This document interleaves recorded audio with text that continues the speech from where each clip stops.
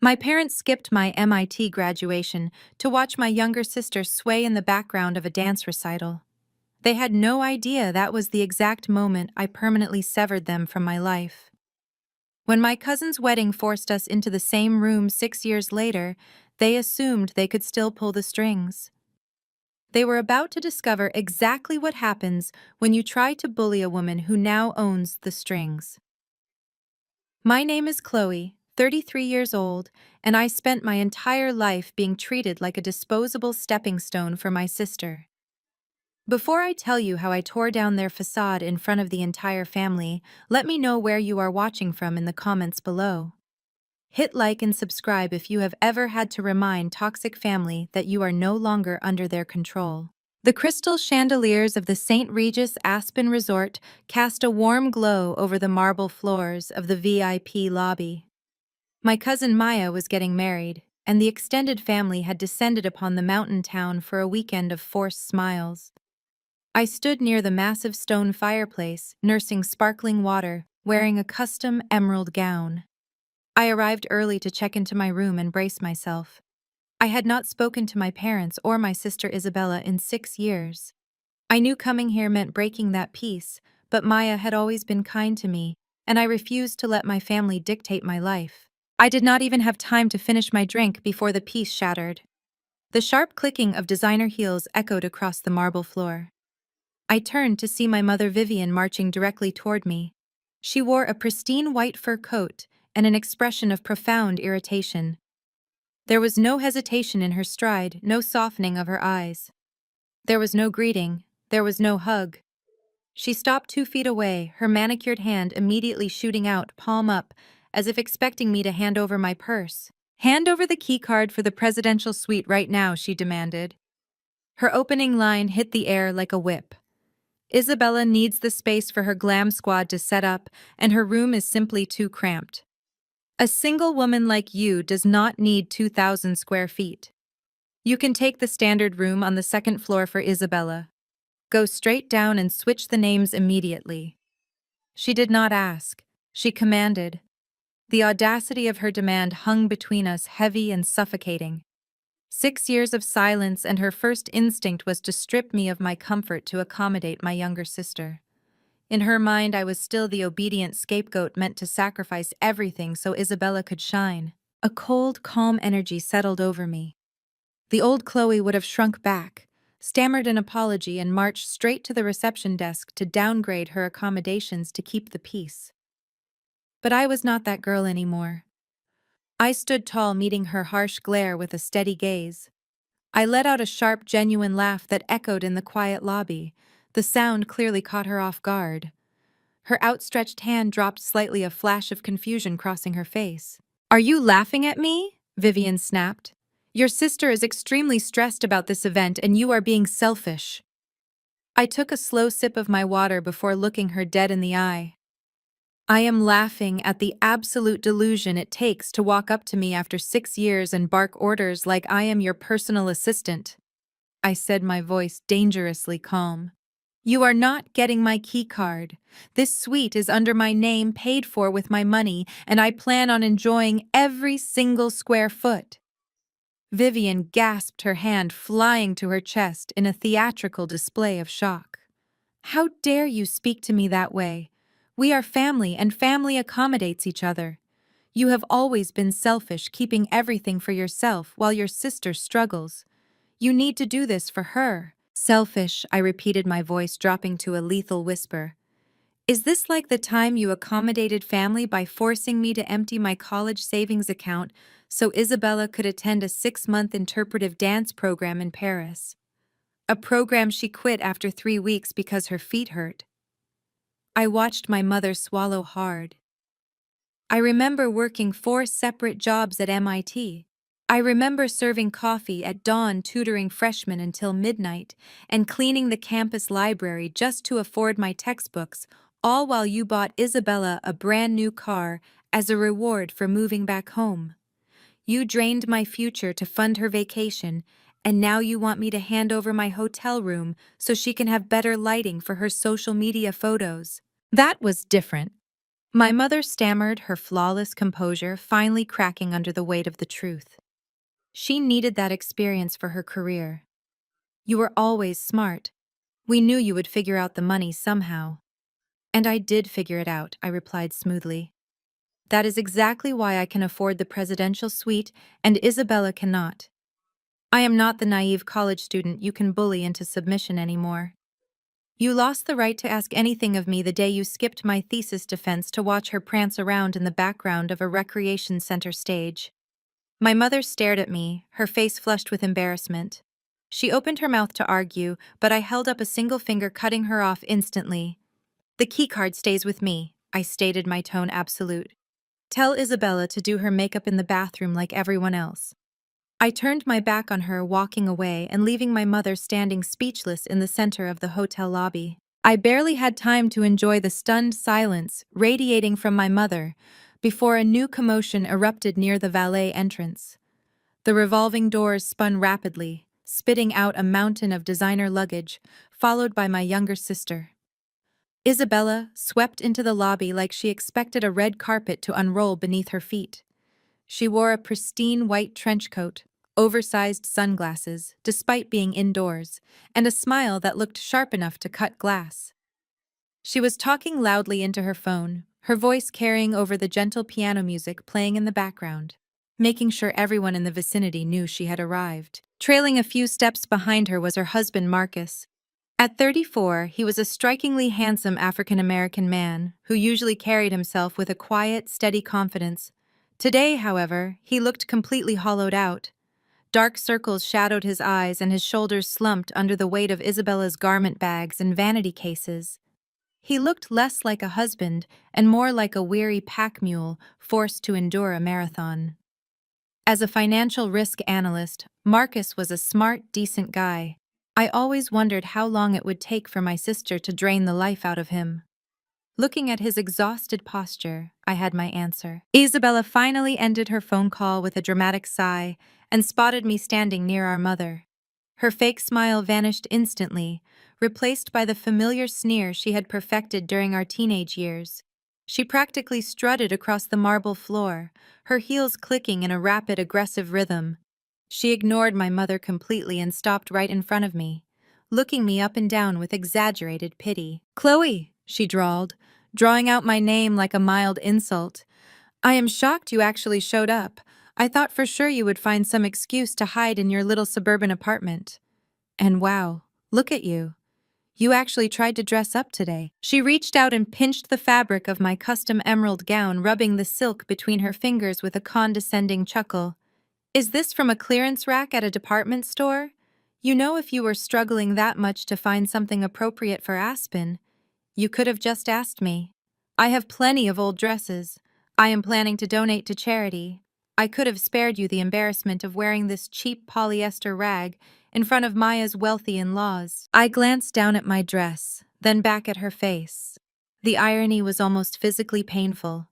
My gown was a $40,000 bespoke creation hand, stitched in Paris and fitted to my exact measurements. It cost more than her entire heavily branded outfit combined. But Isabella had always equated wealth with giant flashy logos. If a piece of clothing did not scream its price tag in neon letters, she assumed it was worthless. "That is very generous of you, Isabella," I replied, my voice smooth and unbothered. "But I prefer not to wear clothes bought on maxed-out credit cards. I hear the interest rates on your favorite store cards are absolutely brutal these days." Isabella's jaw tightened, a flash of genuine panic crossing her eyes, before she masked it with a loud, abrasive scoff. Before she could launch into another tirade, Marcus stepped up beside her. He carefully set down the mountain of luggage and offered me a small, polite nod. His eyes held a deep weariness, but his greeting was completely genuine. "It is good to see you, Chloe," Marcus said quietly. "You look very well. Thank you for coming." "It is good to see you too, Marcus," I replied, keeping my tone respectful. I meant it. Marcus was the only collateral damage in my family that I actually felt sorry for. "You look like you could use a strong drink in a quiet room." Marcus let out a dry, humorless chuckle that spoke volumes about his current reality. You have no idea, he murmured, rubbing the back of his neck. My mother, who had been simmering in her own outrage, finally found her voice. She grabbed Isabella's arm and pointed an accusing finger at me. Your sister is refusing to hand over the presidential suite, Vivian announced, her tone dripping with manufactured outrage. She is deliberately trying to sabotage your weekend. I told her you need the space for your makeup team, but she is being completely spiteful, Isabella gasped, whirling around to face me, her eyes widening in theatrical horror. Are you kidding me? She practically shrieked, her voice echoing off the high ceilings and drawing the attention of several hotel guests checking in at the front desk. Chloe, you cannot be serious. You know how important this weekend is for my brand. I have a whole aesthetic plan for my social media followers, and I cannot film content in a tiny standard room. Give me the keycard right now. I did not move a muscle. I just watched her throw a temper tantrum in the middle of a luxury resort like a spoiled toddler denied a toy. Marcus stepped closer to his wife, placing a gentle restraining hand on her elbow. Isabella, please, he said, his voice low and pleading. Let it go. People are staring at us. We can make the standard room work. I am exhausted, and I want to put these bags down. Please lower your voice. The moment his fingers touched her arm, Isabella whipped around and slapped his hand away as if his touch burned her. She turned her fury entirely onto him, her voice rising to a vicious pitch that made the nearby concierge flinch. Do not you dare tell me to lower my voice.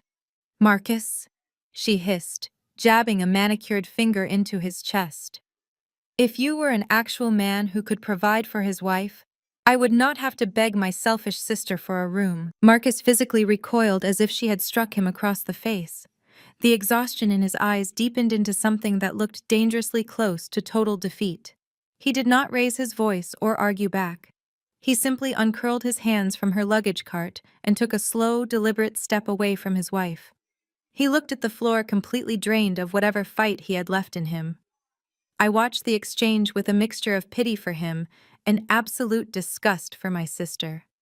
She was willing to humiliate her own husband in a crowded hotel lobby just to score a cheap point in an argument over a hotel room. Before I could tell Isabella exactly how pathetic she was, a booming voice echoed across the marble foyer, cutting through the tension like a blunt axe.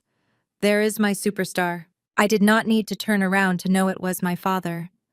Richard strode into the lobby with the exaggerated swagger of a man who desperately wanted everyone to believe he owned the building.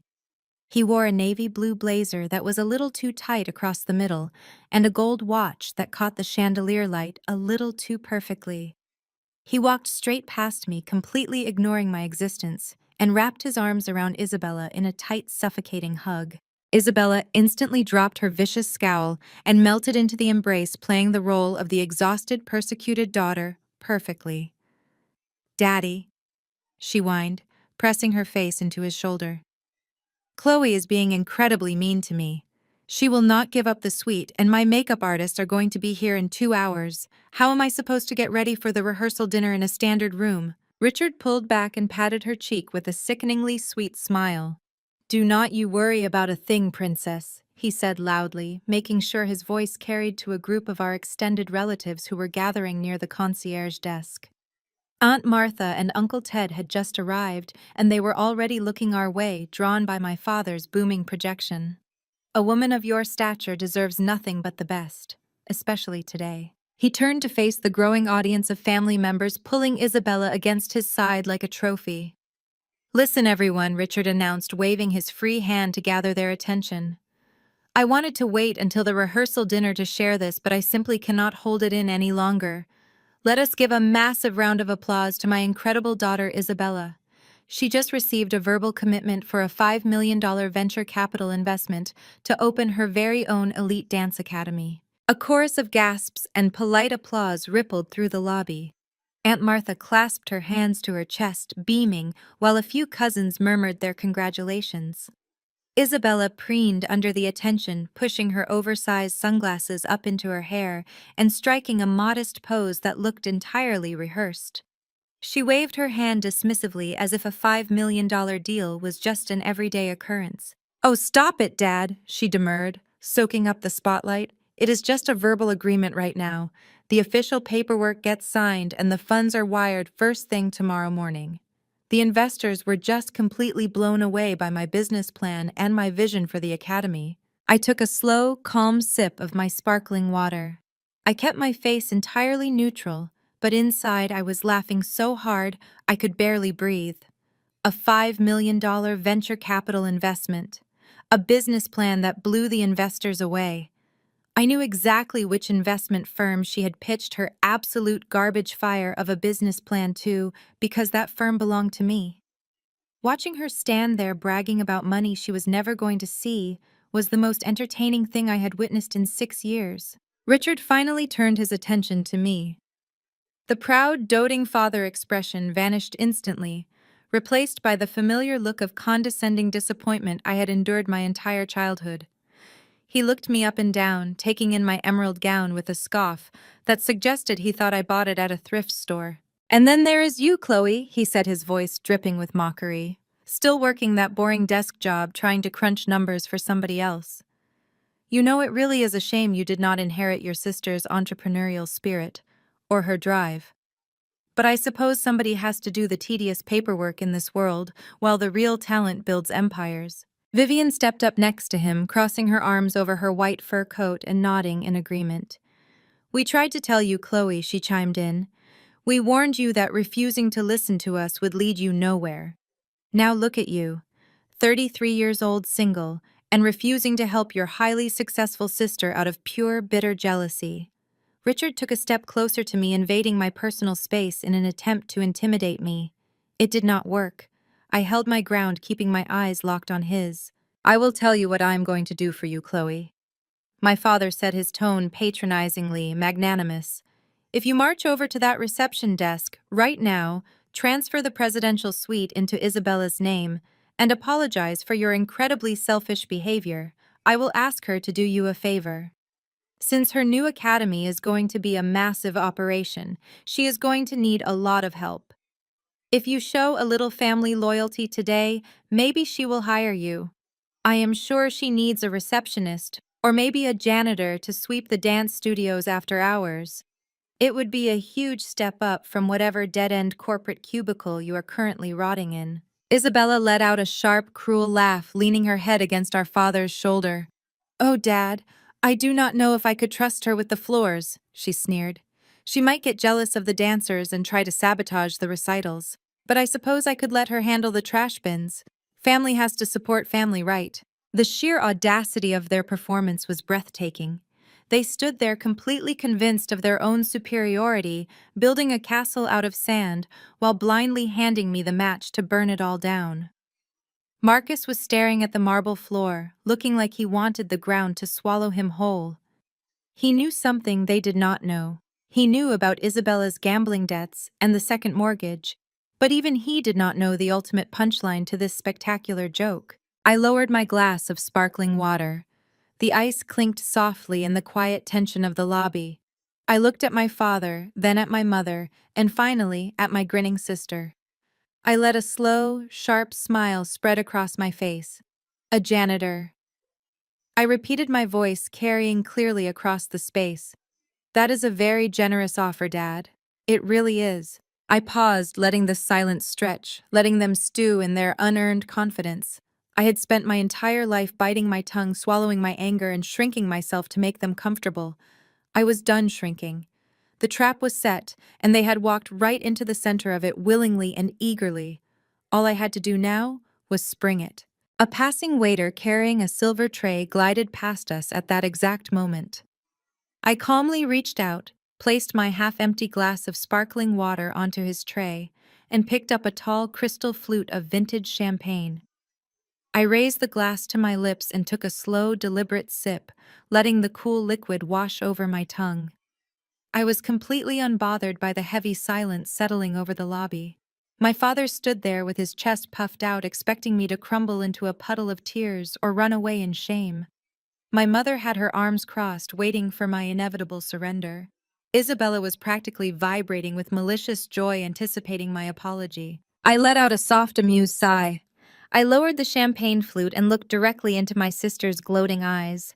A $5 million elite dance academy, I said, rolling the words around in my mouth as if tasting something incredibly bitter.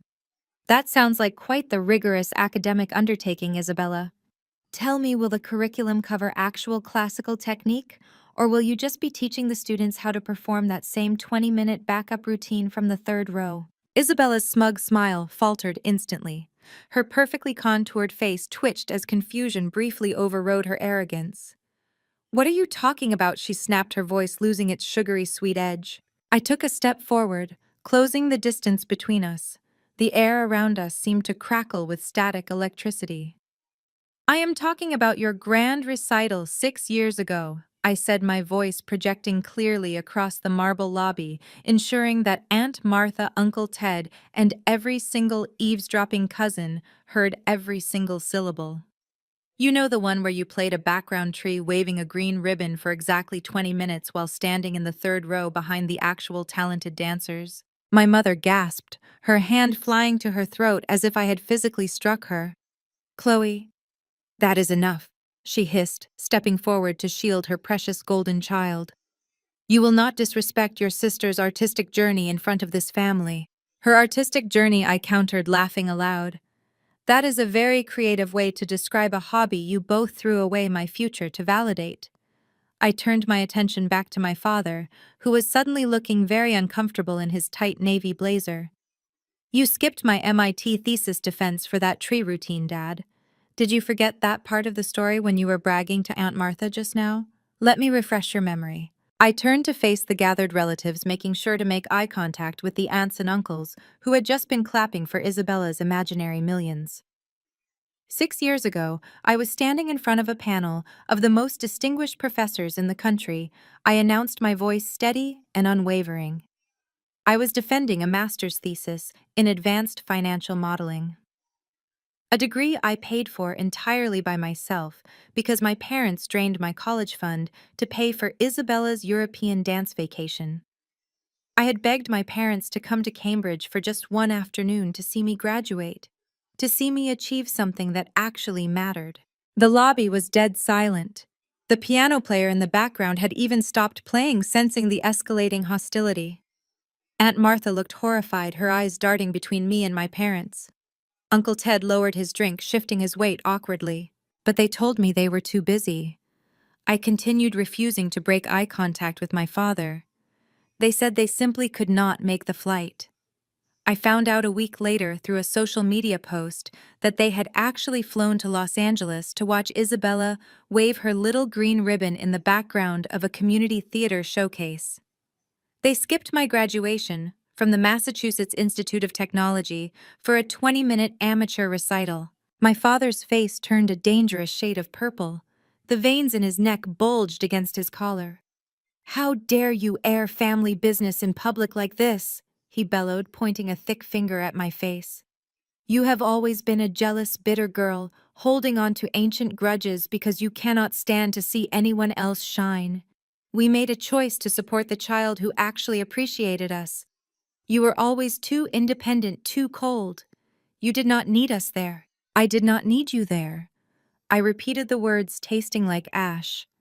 No, you are right, Richard. I did not need you. I survived without you. I thrived without you. But you did not stay away because I was independent. You stayed away because celebrating my success meant acknowledging that I was doing better than your golden child. It meant admitting that the daughter you treated like a burden was actually the only one in this family with any real ambition. Isabella let out a dramatic sob, covering her face with her hands and leaning heavily against my mother. Why is she doing this to me, Mom?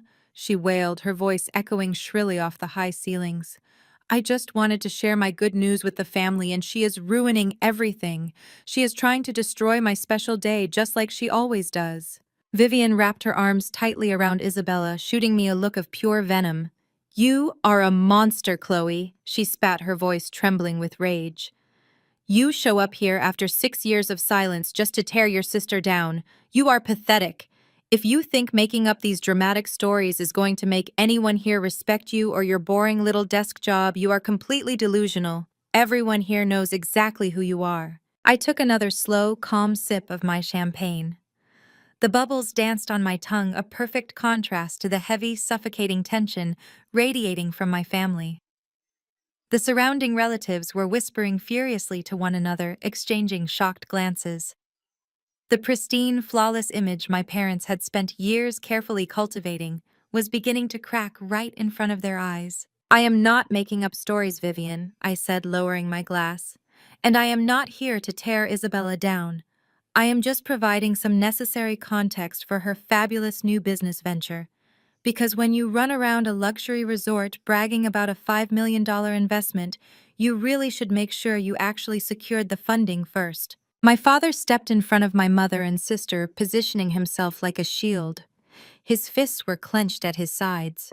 "What is that supposed to mean?" he growled, his voice dropping to a threatening register. "The deal is done. The investors love her. You know absolutely nothing about the venture capital world." I smiled, feeling the absolute power of the secret I was holding. The tension in the lobby had reached a boiling point, and I was entirely in control of the heat. I looked past my father and met Marcus's exhausted gaze. He gave me a tiny, almost imperceptible nod. It was time to push this family dynamic entirely off the cliff. The standoff in the lobby was interrupted by a polite chime from the resort's public address system, announcing that the pre-wedding dinner was beginning in the Grand Alpine Hall. The sudden sound broke the spell, holding us all in place. My father shot me one last murderous glare before placing a protective hand on Isabella's back, guiding her toward the dining hall like she was fragile cargo. Vivian trailed closely behind, casting a look of pure disgust over her shoulder at me. Marcus brought up the rear, his head bowed, the invisible weight of his marriage pressing heavily upon him. I waited until the immediate crowd dispersed before making my own way to the hall. The space was breathtaking, designed to reflect the rustic elegance of Aspen, with exposed wooden beams, crystal lighting, and floor-to-ceiling windows overlooking the snow-capped mountains. The room was buzzing with the lively chatter of extended family and Maya's new in-laws. I navigated through the sea of guests, exchanging brief, polite pleasantries with distant cousins, who looked at me with renewed, albeit wary, interest after my lobby performance. My eyes scanned the elegant tablescapes, looking for my assigned seat. I knew Maya had arranged the seating chart weeks ago. She and I had maintained a quiet, supportive relationship over the years, communicating mostly through emails and the occasional phone call when she needed career advice. She knew exactly what my parents were like, which was why she had explicitly told me she was seating me at the VIP family table, right next to her and her new husband's immediate relatives. As I approached the prominent round table situated near the front of the room, I noticed Vivian hovering over the place settings. Her hands moved quickly, darting between the silver name card holders. She snatched a card from a prime seat between Uncle Ted and a wealthy-looking woman I recognized as the groom's mother. She then scuffled toward the very back of the hall near the swinging kitchen doors and the restrooms to a table designated for unruly toddlers and cousins twice removed who only showed up for free alcohol. I watched her slide my name card onto the table in the back, replacing it with a card bearing the name of one of Isabella's minor influencer friends who had somehow scored an invite. Vivian dusted her hands off with a satisfied smirk and turned around, freezing when she saw me standing just a few feet away. "Looking for your seat, Chloe?" she asked, her voice dripping with artificial sweetness as she gestured vaguely toward the back of the room. "It seems Maya put you over there with the younger cousins. I am sure you will feel much more comfortable away from all the serious business conversations at the main table. You never did quite know how to mingle with successful people." I did not break eye contact as I walked past her, my steps slow and deliberate. I moved straight to the table by the kitchen, picked up the silver holder containing my name card, and turned back toward the front of the room. I walked directly to the VIP table, located the seat Vivian had just reassigned to Isabella's friend, removed that card, and firmly placed my own name back in its original position. Vivian practically lunged forward, her voice a harsh whisper to avoid drawing attention from the groom's family seated nearby. "What do you think you are doing? You cannot just switch seats because you feel entitled to sit at the front. You are disrupting Maya's careful planning." I pulled out the heavy mahogany chair and sat down, smoothing the skirt of my emerald gown. "Actually, Vivian, I said, keeping my volume conversational, but ensuring my tone was razor sharp. Maya personally placed me in this exact seat. She sent me a picture of the seating chart yesterday. So unless the bride experienced a sudden bout of amnesia between yesterday and today, the only person disrupting her careful planning is you. My mother's face flushed a deep, blotchy red. She glanced nervously at the groom's mother, who was now watching our exchange with thinly veiled curiosity. Chloe, please do not cause another scene, Vivian hissed, leaning down so her face was inches from mine. Isabella's investors might be sending representatives to this dinner. She needs her friends near her for support. You are just trying to insert yourself where you do not belong. I leaned back in my chair, completely relaxed, and met her panicked gaze. If Isabella needs a cheering squad of Instagram influencers to handle a dinner conversation, perhaps she is not quite ready to run a $5 million business. And as for where I belong, I assure you Maya knows exactly who she invited to sit at her VIP table.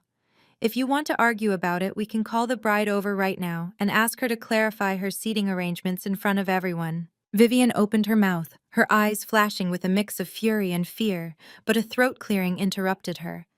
Maya, looking radiant in her rehearsal dinner dress, stood just behind my mother. Is there a problem? Aunt Vivian, Maya asked, her voice cheerful, but carrying an unmistakable edge of authority. I noticed you moving name cards earlier. I hope you were not trying to relocate Chloe. I specifically wanted her sitting with my new in-laws.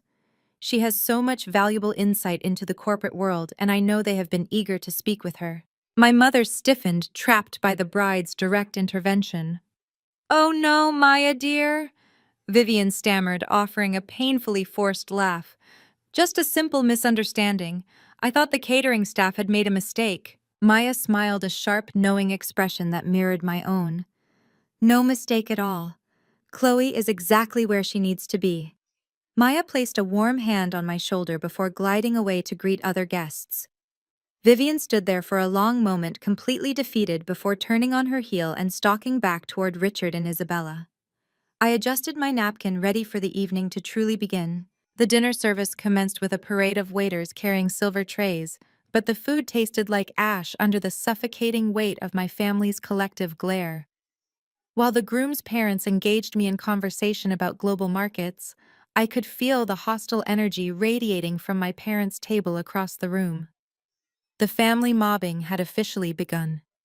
Every time a distant cousin or aunt walked past my chair to reach the buffet, they dropped a passive-aggressive comment. Aunt Martha muttered something about ungrateful children ruining special occasions. A cousin intentionally bumped my chair, offering a sarcastic apology about how hard it was to see people who blend into the background. I maintained my composure, slicing my steak with precision and offering warm smiles to the groom's family. I knew exactly what my parents were doing. It was their classic psychological warfare. They wanted to isolate me to make me feel so entirely unwelcome that I would crack apologize and fall back into my designated role as the family scapegoat. They were using the extended family as their personal army of enforcers, a tactic they had perfected when I was a teenager. As the evening wore on and the wine flowed freely, the liquid courage at my parents' table reached a tipping point. The speeches concluded, music grew louder, and guests began to mingle. I excused myself to get a refill of sparkling water at the private bar near the terrace doors. I had barely taken my first sip when I found myself boxed in. Richard materialized on my left, his face flushed from several glasses of expensive scotch. Vivian flanked my right, her white fur coat draped over her arm, her eyes darting around to ensure no one of high importance was watching us. They had cornered me expertly, cutting off my only exit. "Are you enjoying yourself, Chloe?" my father asked, his voice low and laced with a menacing edge that sent a familiar chill down my spine. "Playing the big shot at the VIP table while your mother and sister sit back there dealing with the humiliation you caused." "I am having a lovely time, Richard," I replied, refusing to shrink away from his towering frame. "Maya throws a beautiful party. It is so refreshing to be around people who actually appreciate my company." Vivian scoffed, stepping closer so I could smell the sharp tang of her perfume mixed with white wine. "Cut the act, Chloe. We did not come over here to listen to your sarcastic remarks." We came to offer you a chance to redeem yourself, an opportunity to finally be a useful part of this family instead of a constant embarrassing disappointment. I raised an eyebrow, genuinely intrigued by their sheer audacity. A chance to redeem myself, how magnanimous. And what exactly does this redemption entail? Do I need to shine Isabella's shoes or perhaps pay for her next luxury vacation so she can pretend to be a cultured traveler? Richard reached inside his blazer and pulled out a thick, folded stack of legal documents. He slapped the papers down onto the polished marble surface of the bar counter right next to my water glass. The heavy thud of the paper sounded like a gavel striking a block. Isabella's venture capital deal. My father began tapping his index finger against the front page. The investors are incredibly impressed with her vision, obviously. However, because it is a substantial amount, $5 million to be exact, the firm has a standard bureaucratic requirement. They need a secondary financial guarantor on the loan. Just a small formality, really. Someone to co-sign the paperwork to satisfy the risk management department. I stared at the thick stack of papers, my mind racing, as their grand manipulation finally clicked into place. The sudden insistence on my attendance, the fake smiles before the lobby confrontation. It was never about mending fences or wanting me present for family photos. It was a calculated ambush. They needed a signature. "You want me to co-sign a $5 million business loan for Isabella?" I asked, making sure to keep my voice flat and devoid of the roaring laughter bubbling up inside my chest. "Not just co-sign," Vivian interjected quickly, leaning in close. "The investors need collateral on paper. We know you have that little suburban apartment. It is not much, but Richard spoke to a friend at the bank who said it has enough equity to serve as a baseline guarantee for the first tranche of funding. You will sign the deed over as collateral. Isabella will pay the loan back within a year when the academy takes off, and you will get your apartment back. There is zero risk." I looked from my mother's desperate, greedy eyes to my father's demanding glare. They were deadly serious. They had spent the entire evening treating me like dirt on their shoes, only to corner me at the bar and demand I risk my home for a sister who had just insulted me in the lobby. "Let me get this straight," I said, leaning against the bar counter. "You want me to risk my home, my financial stability, and my credit to guarantee a $5 million loan for a woman who has never held a job for more than 6 months? A woman who throws tantrums when she does not get the presidential suite." "You owe us," Richard snarled, abandoning all pretense of a polite request. "We fed you for 18 years. We tolerated your rebellious attitude. It is time you pay this family back for everything we sacrificed. Sign these papers, Chloe, and you will do it tonight." I picked up the stack of legal documents. It was dense, filled with standard financial jargon and binding clauses that would ruin a normal person for life if the loan defaulted. I looked up at my parents, unbothered by their desperate attempts to intimidate me. A smile touched my lips. A laugh bubbled up from the very depths of my chest. It started as a soft chuckle and quickly escalated into genuine laughter. I stood there holding a massive contract that would easily bankrupt a normal citizen and laughed right in my own parents' arrogant faces. The sound echoed over the gentle clinking of glasses, causing a few heads to turn immediately in our direction. My father's face contorted in absolute fury, while my mother glanced around nervously, terrified that the wealthy groom's family might witness this unscripted moment of defiance. I tossed the papers back onto the marble bar. The documents slid across the polished stone and bumped against Richard's glass. "You have got to be out of your minds," I said, wiping a tear of amusement from my eye. "You want me to hand over the deed to my home to secure a loan for a woman who cannot even pack her own bags without throwing a tantrum?" "This is not a joke," Chloe, Richard hissed, slamming his fist against the bar. "You owe us. We gave you life. We raised you. We provided for you. You did the bare minimum required by law to keep a child alive," I corrected him, my tone adopting a cold, razor-sharp edge. "You fed me and clothed me.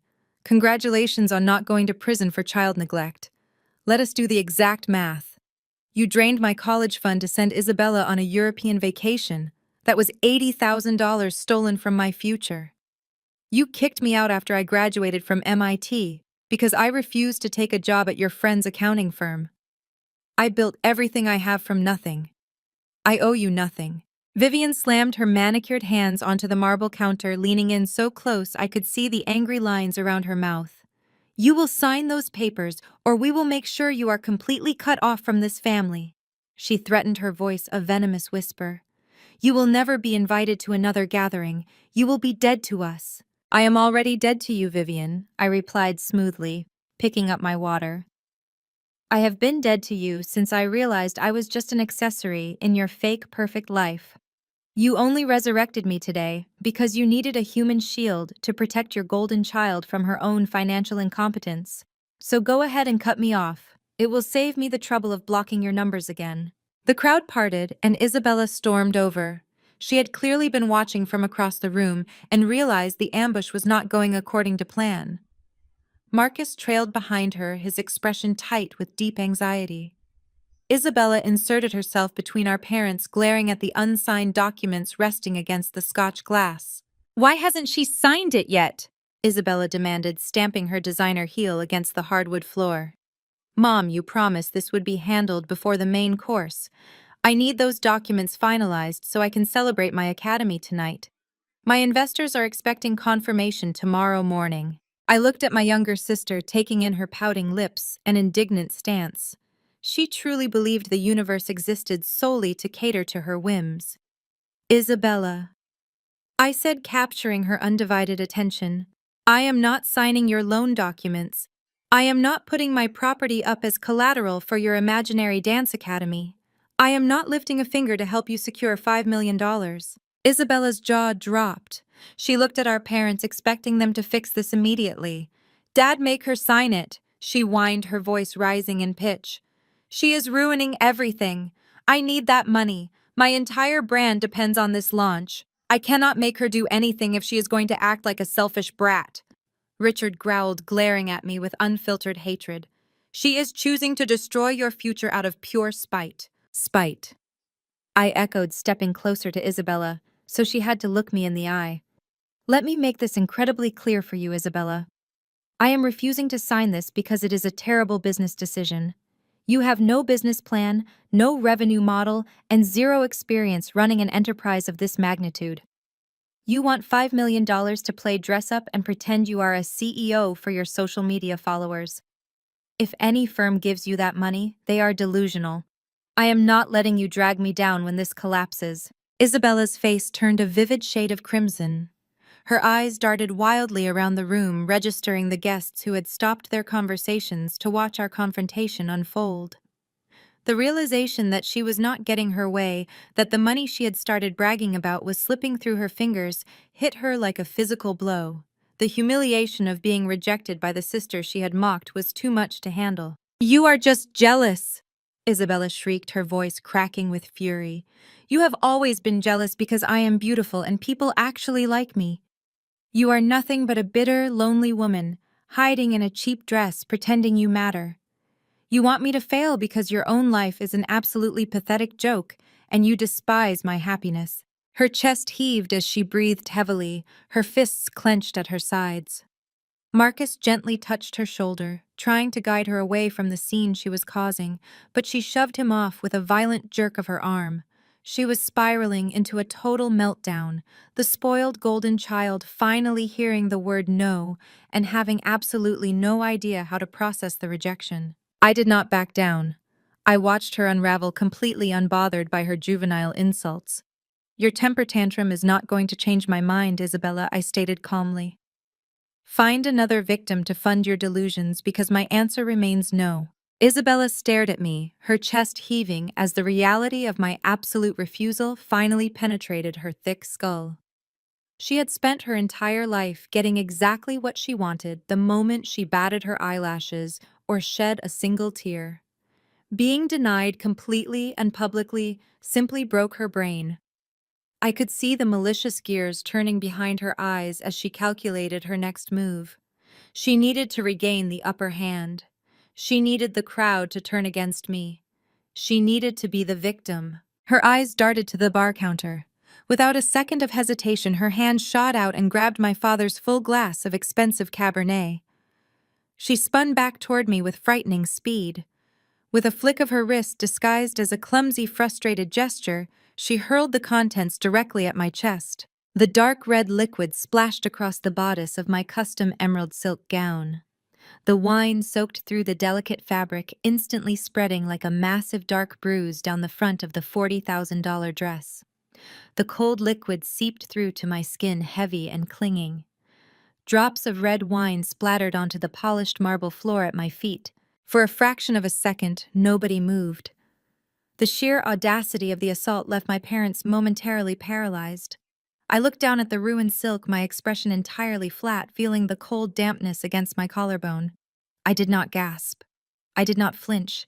I did not give her the satisfaction of a visible reaction. But Isabella was already launching into the next phase of her performance. Before I could even raise my head to look at her, she dropped her empty wine glass onto the floor where it shattered into dozens of jagged pieces. Then she let out a piercing, hysterical sob. "Oh my God!"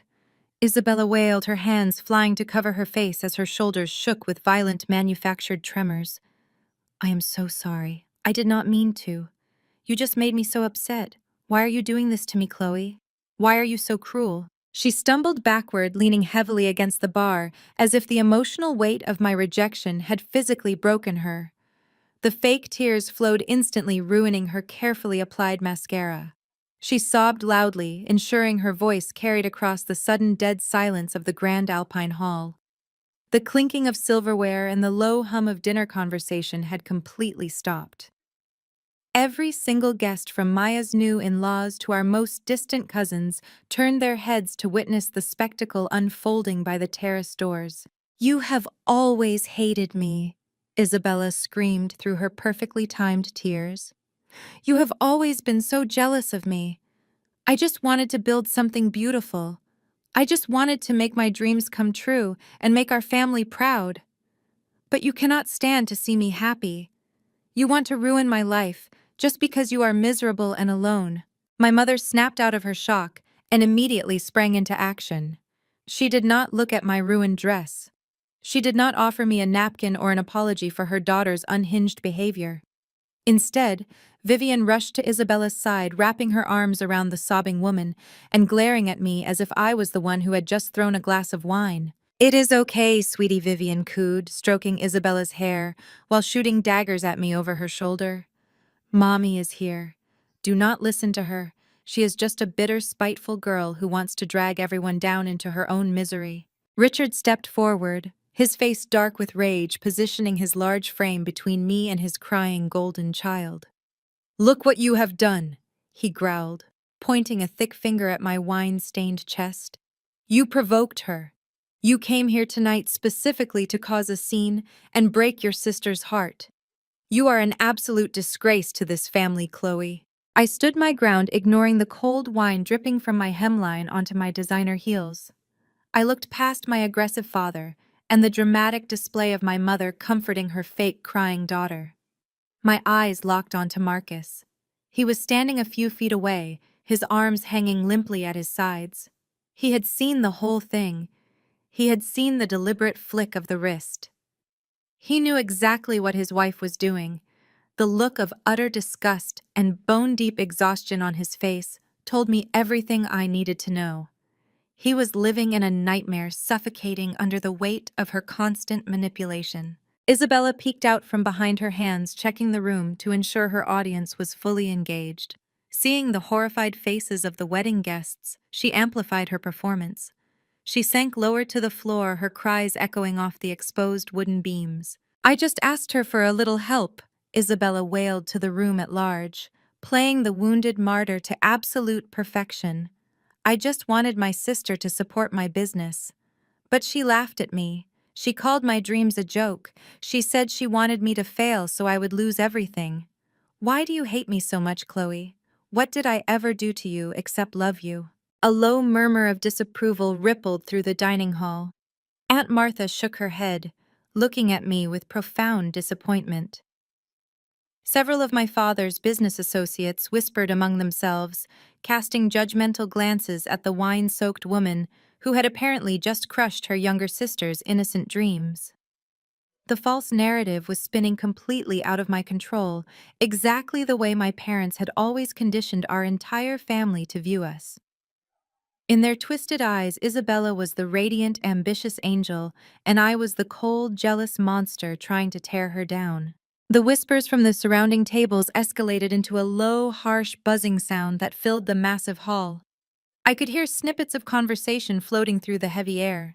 Aunt Martha leaned across her table, muttering to Uncle Ted about how I had always been a difficult child who never appreciated my parents. A cousin from my father's side shook his head, throwing me a look of pure disgust while comforting his own wife, who seemed scandalized by the entire ordeal. The groom's family, who had just minutes ago been engaging me in intelligent conversation about global markets, now stared in absolute shock at the wine dripping from my chin and soaking my custom gown. They were wealthy, refined people unaccustomed to such trashy displays of familial warfare. I stood frozen in the center of the storm, refusing to break eye contact with my mother.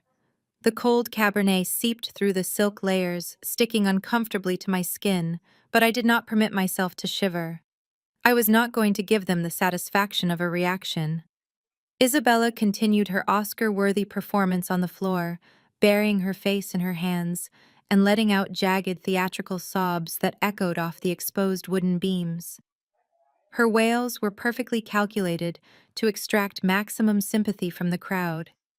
She peeked through her fingers, just long enough to ensure the audience was still captivated, before launching into another round of dramatic weeping. Vivian fed on the energy of the room. The murmurs of support for Isabella and the collective disapproval directed at me acted like gasoline on the fire of my mother's rage. She straightened up, leaving Isabella huddled on the marble floor, and took 2 aggressive steps toward me. Her face was contorted into a mask of pure, unadulterated hatred.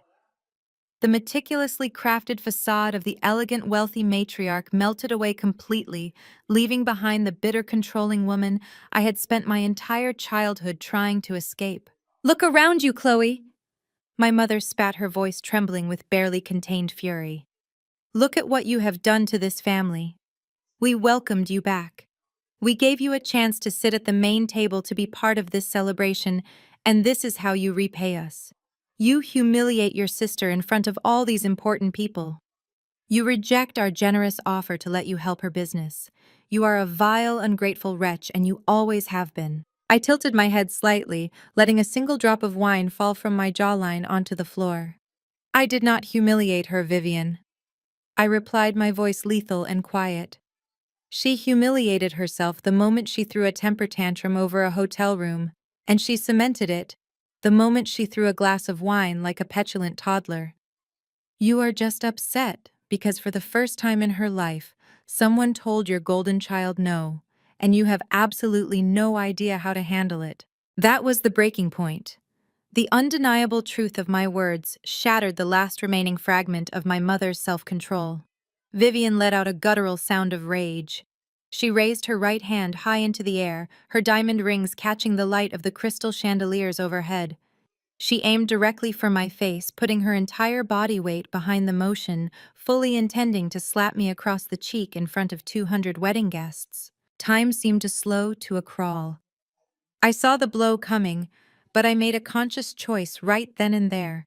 I was not going to cower. I was not going to raise my hands to protect myself. I was not going to flinch. I locked my eyes onto hers, standing perfectly still, projecting an aura of absolute invincibility. If she wanted to assault me in front of Aspen's elite and her entire extended family, I would let her do it. It would only prove my point and expedite her ultimate destruction. The entire dining hall gasped in collective horror, watching a mother prepare to strike her daughter. But the blow never landed. A large, strong hand shot out from the periphery of my vision, moving with startling speed and precision.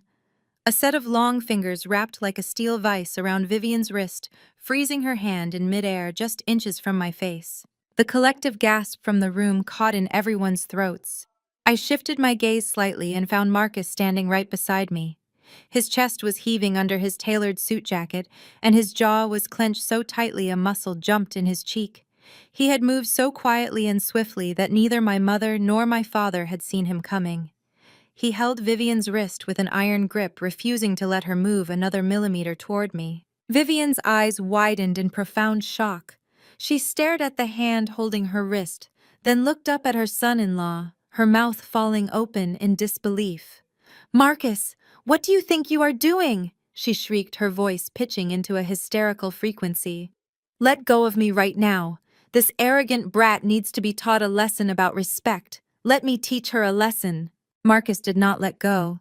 Instead, his grip tightened visibly until Vivian winced in discomfort. He stood incredibly tall, using his physical presence to shield me from any further attack. The exhaustion that had weighed down his features in the lobby was entirely gone, replaced by a fierce, burning resolve. He looked down at my mother with an expression of pure, unadulterated disgust. The years of biting his tongue, the years of enduring the toxic dynamics of the family, the years of watching Isabella destroy everything around her, had finally culminated in this single defining moment. He did not yell. He did not scream. The quietness of his voice made his words echo like thunder in the stunned silence of the room. "You will not touch her," Marcus said, his tone dropping to a dangerous, gravelly warning that commanded absolute obedience. "You will never lay a hand on her." With a slow, deliberate motion that radiated unquestionable authority, Marcus pushed Vivian's arm down and away from me. He released her wrist with a sharp flick, as if her skin burned him, or as if he had just touched something foul. Vivian stumbled back a step, clutching her wrist to her chest, completely bewildered by the sudden rebellion of the man she had always treated as a compliant background character. Richard stepped forward, raising his hands to intervene, but Marcus simply held up a single palm, stopping my father dead in his tracks. The power dynamic in the room had shifted violently and permanently. Marcus turned his back on my parents and faced the stunned room. Isabella remained crumpled on the polished marble floor. Her sobbing hitched as she realized the dynamic had completely fractured. She peered through her manicured fingers, expecting to see her husband rushing to her side to offer apologies and comfort. She extended one trembling hand toward him, her lower lip quivering in a flawless display of victimhood. "Marcus, please," she whimpered, her voice dripping with manufactured fragility. "Tell them to stop being so mean to me. Make Chloe leave. She is ruining our special night." Marcus did not kneel to comfort her. He did not offer his hand to help her stand. He looked down at the woman he had married with an expression so devoid of affection, it made the air in the room drop 10 degrees. The exhaustion that had plagued his features all evening was entirely eclipsed by a burning, righteous anger.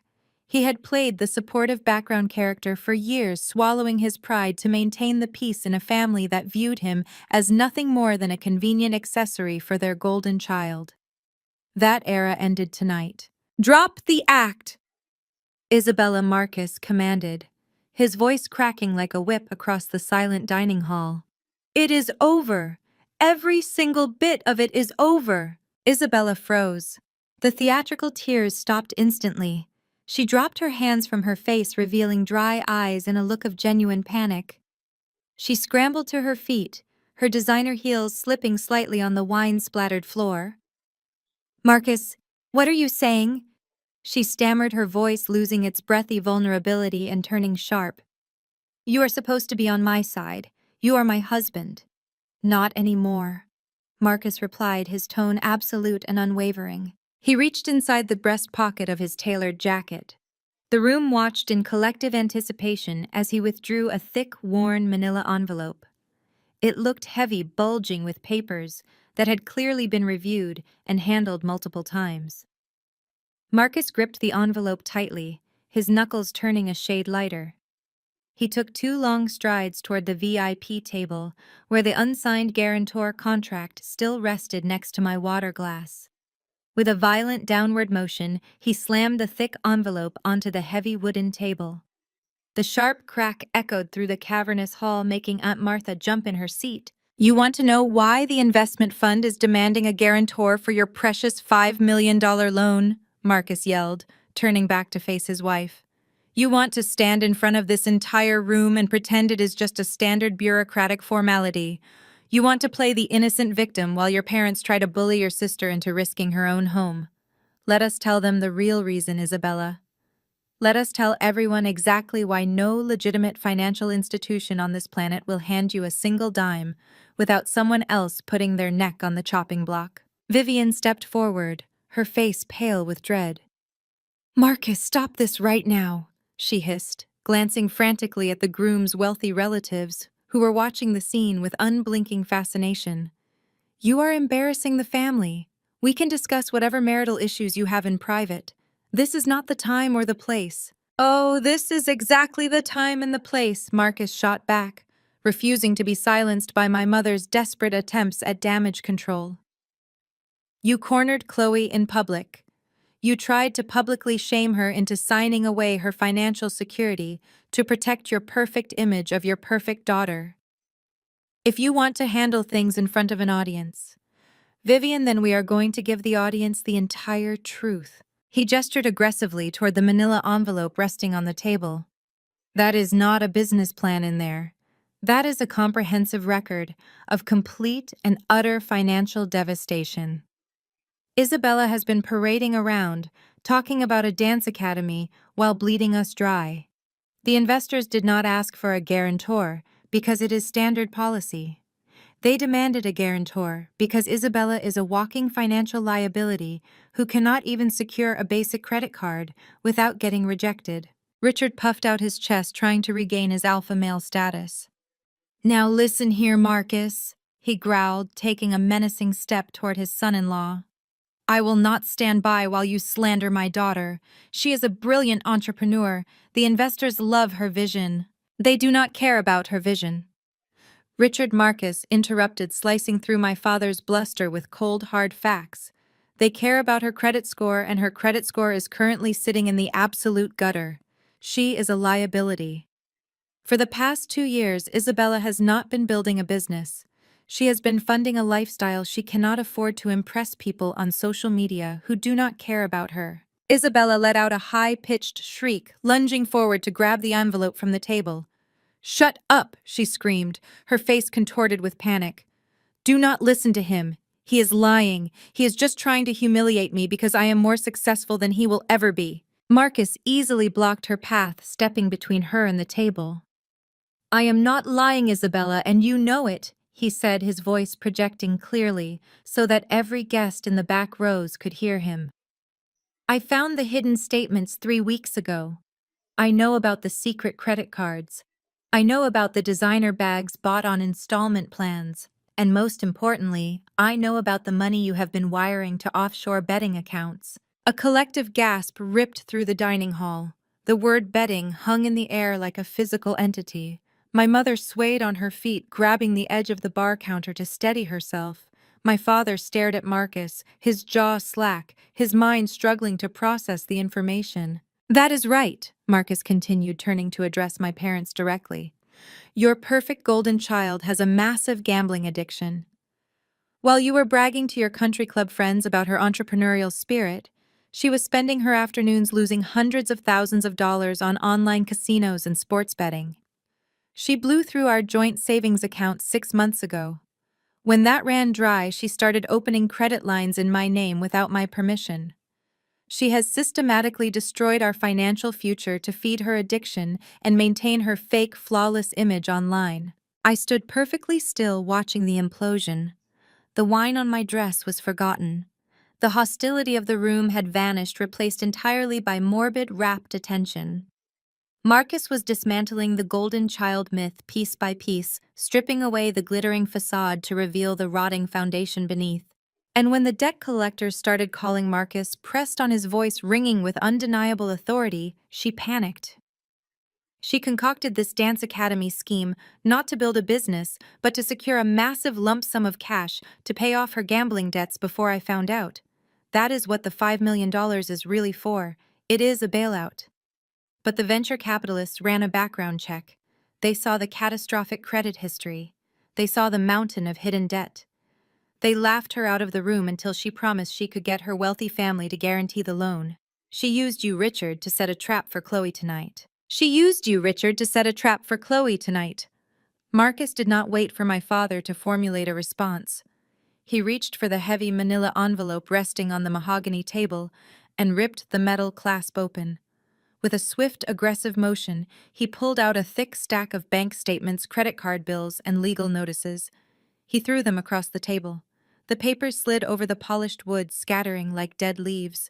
Some fluttered to the floor, landing right next to Isabella's designer heels.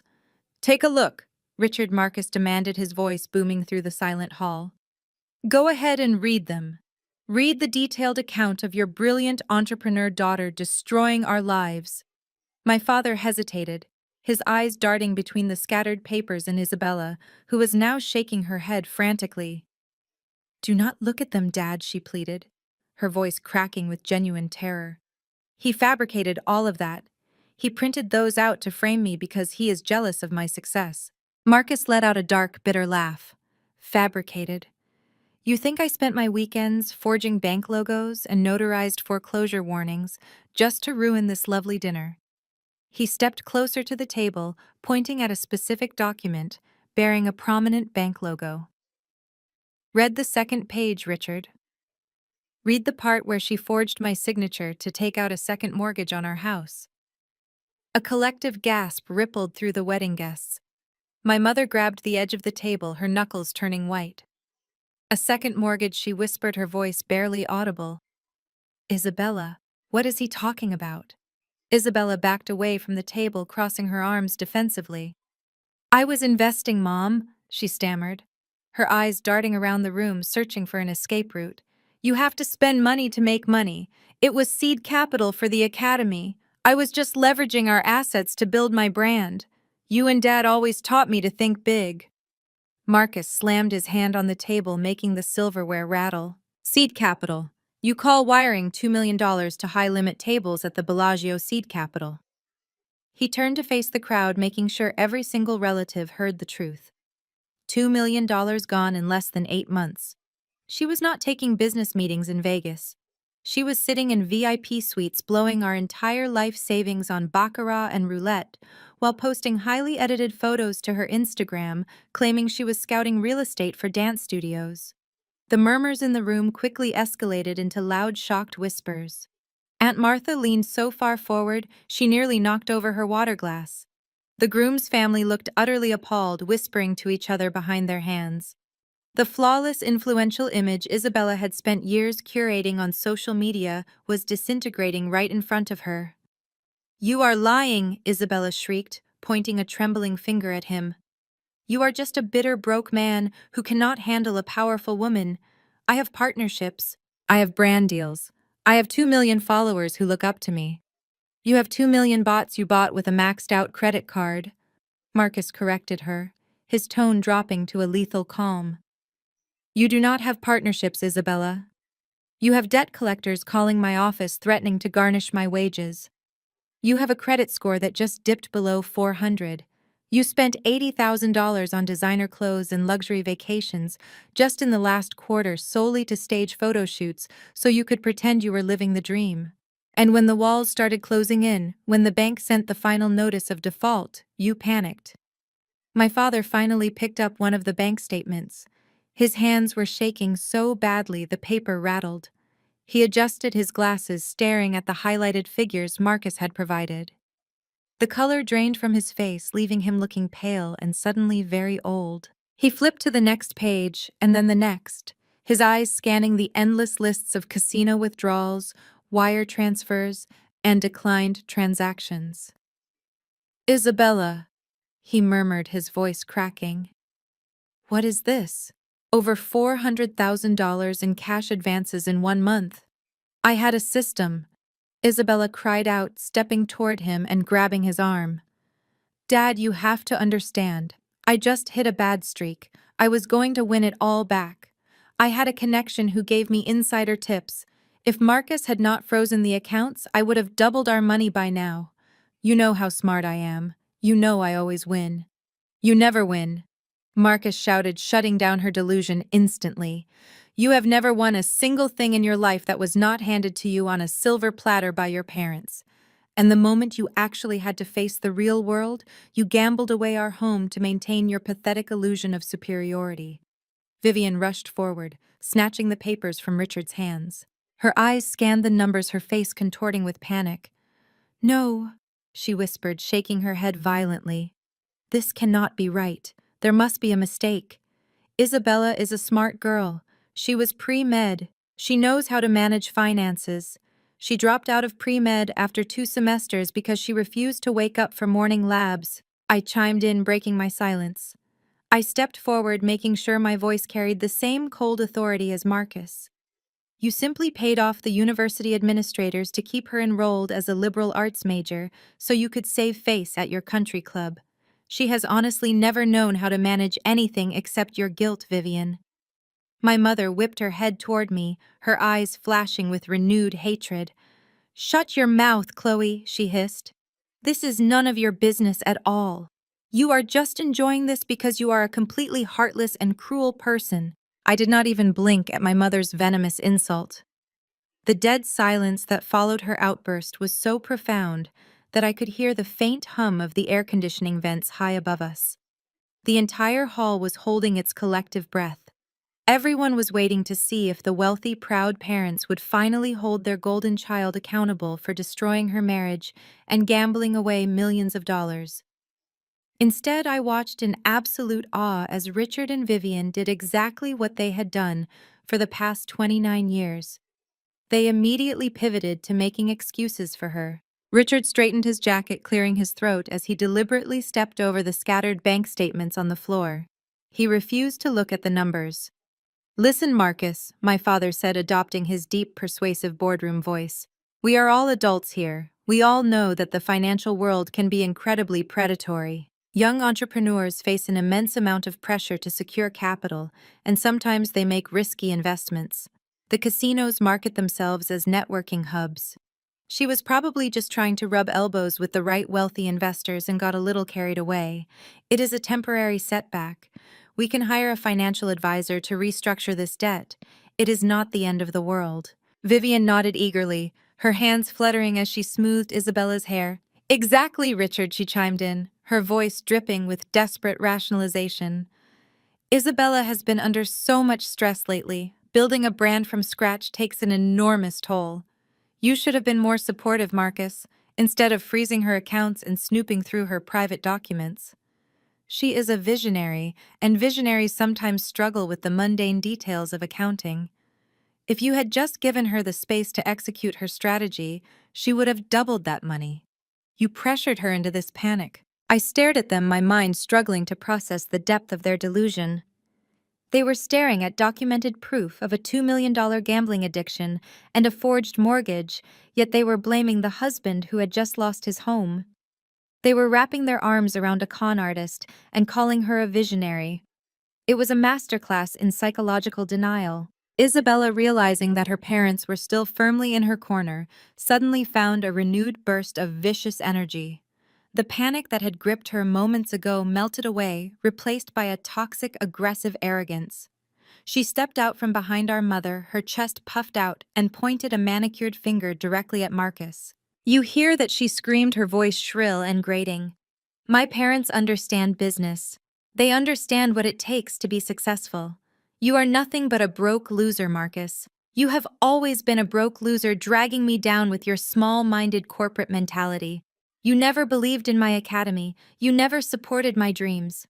I had to take out that second mortgage because you were too cheap and cowardly to invest in your own wife. She took a step closer to him, her face twisting into an ugly sneer. You think showing these papers makes you a hero. You think embarrassing me in front of my family makes you look strong. You are pathetic. You are just a mediocre analyst who will spend the rest of his life sitting in a cubicle making pennies while I am meant for greatness. I deserve a man who can actually provide for me, not a weak, sniveling accountant who cries over credit card bills. I am leaving you, Marcus. I am taking the rest of whatever we have, and I am leaving you in the dust. The sheer cruelty of her words hung heavily in the room.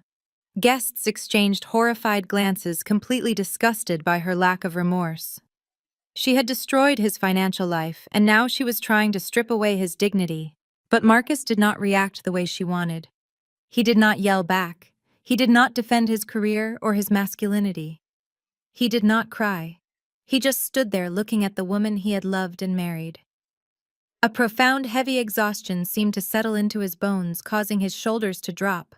But the dark shadows under his eyes were suddenly offset by something else entirely. Relief. Absolute relief. The crushing weight of her secrets, the constant anxiety of hiding her debts, the daily torment of walking on eggshells around her explosive temper had all evaporated. He was finally free. The worst had happened and he had survived it. Marcus let out a slow, deep breath. He reached up and loosened his tie, unbuttoning his collar, as if he could suddenly breathe again for the first time in years. "You can leave me, Isabella," he said, his voice quiet and calm. "But you are not taking anything because there is absolutely nothing left to take. The bank is foreclosing on the house next week. My lawyer has already drafted the divorce papers. You are on your own." He turned away from her, completely indifferent to the sharp gasp she let out. He did not look at Richard staring at him in shock, or at Vivian clutching her pearls. Instead, Marcus turned his gaze directly to me. We locked eyes across the space dividing the tables. There was a silent understanding between us, a mutual recognition of the toxicity we had both endured at the hands of this family. He had played his part perfectly, setting the stage and tearing down the first layer of their elaborate facade. Now the spotlight was quietly shifting. He gave me a slow, deliberate nod, his expression resolute and calm. "It is your turn, Chloe," he said, his voice carrying clearly through the silent dining hall. I smiled, feeling the cool, damp fabric of my ruined silk dress against my skin. The warm-up act was officially over. It was finally time for the main event. Richard watched Marcus walk toward the exit, his heavy footsteps echoing against the hardwood floor. The moment the oak doors swung shut, my father snapped back into his role as the untouchable patriarch. Adjusting his silk tie, he puffed out his chest and turned to face the murmuring crowd. Richard cleared his throat loudly, commanding the room's attention with the practiced ease of a man who spent his life bullying boardrooms into submission. "Listen to me, everyone," he boomed, spreading his arms wide. "I apologize for that inappropriate outburst. You know how breakups can be. Marcus is suffering from a severe mental breakdown. It is a tragedy, really. He is simply lashing out because he knows Isabella has outgrown him." Vivian caught on to the lifeline Richard threw her. She straightened her posture, smoothing her white fur coat, and nodded emphatically at the surrounding tables. "Exactly," she chimed in, her voice artificially bright and devoid of her earlier panic. "Marcus is just a bitter, jealous man, trying to extort a settlement before the divorce. He fabricated those documents to force a payout. We will handle this quietly with our legal team." Isabella, sensing her parents spinning the narrative back in her favor, wiped her dry eyes and lifted her chin. Her arrogance returned in full force. "He could not handle being married to a successful woman," she sniffed, playing the tragic, misunderstood boss babe to perfection. "He wanted to keep me trapped in a boring suburban life. But I am destined for so much more. This is just a minor bump in the road." The sheer delusion was staggering. They stood in a puddle of spilled wine and shattered glass, surrounded by bank statements detailing millions in gambling debts. Yet they honestly believed they could talk their way out of reality. I watched my father pace in front of the VIP table, flushed with adrenaline, as he desperately salvaged his pride in front of the groom's wealthy family. "The truth is," Richard continued, his voice rising to an arrogant crescendo, "none of Marcus's petty lies matter. Because Isabella's venture is entirely legitimate and backed by the most prestigious investors in the country." He pointed a triumphant finger toward the ceiling, like citing a divine truth. "We do not need Marcus, and we certainly do not need Chloe's cheap suburban apartment for collateral." The guarantor signature was just a test of family loyalty that Chloe failed. But it is entirely irrelevant now. Richard paused, letting the silence build to deliver his knockout punch with maximum dramatic effect. He puffed out his chest, looking directly at me with a smug, victorious sneer. "Because I just got off the phone with the lead investors this afternoon," he lied flawlessly. "Apex Capital is wiring the full $5 million early tomorrow morning. The massive deal is finalized. The funds are guaranteed. By this time tomorrow, Isabella will be the CEO of a multi-million-dollar empire, and Marcus will be nothing but a sad memory. A collective murmur of awe rippled through the older relatives. The name Apex Capital carried massive weight in the financial world, known for its ruthless efficiency and stellar portfolio. Mentioning that specific firm was the ultimate status symbol, a golden ticket that immediately validated Isabella's reckless ambitions to my gullible extended family. Vivian beamed, patting Isabella's arm in triumph. They really thought they had won. They thought they successfully buried the truth under a mountain of corporate name-dropping. I stood there looking down at the dark red wine stain blooming across my custom emerald silk gown. The cold liquid was sticky and uncomfortable, but I did not let it bother me. Instead, I calmly reached for a crisp white linen napkin resting on the edge of the mahogany table. With slow, deliberate movements, I dabbed at the spilled Cabernet on my collarbone, wiping the excess moisture away without breaking eye contact with my father. Apex Capital. The universe had a truly wicked sense of humor. I had spent 6 years building that firm from the ground up, turning it into a venture capital powerhouse managing billions in assets. I knew every single deal crossing our desks. I knew exactly whose business plans were approved, and I certainly knew whose absolute garbage fire applications were flagged for review. Hearing my father use my own company's name to shield his fraudulent gambling-addicted golden child was the most delicious irony I had ever experienced. Apex Capital. I repeated, my voice soft, but carrying a sharp, dangerous edge that made Richard's smug smile falter slightly.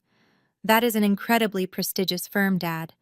They have a reputation for conducting the most ruthless, uncompromising due diligence in the entire industry. Are you absolutely certain they are wiring $5 million to a woman who just had her house foreclosed on?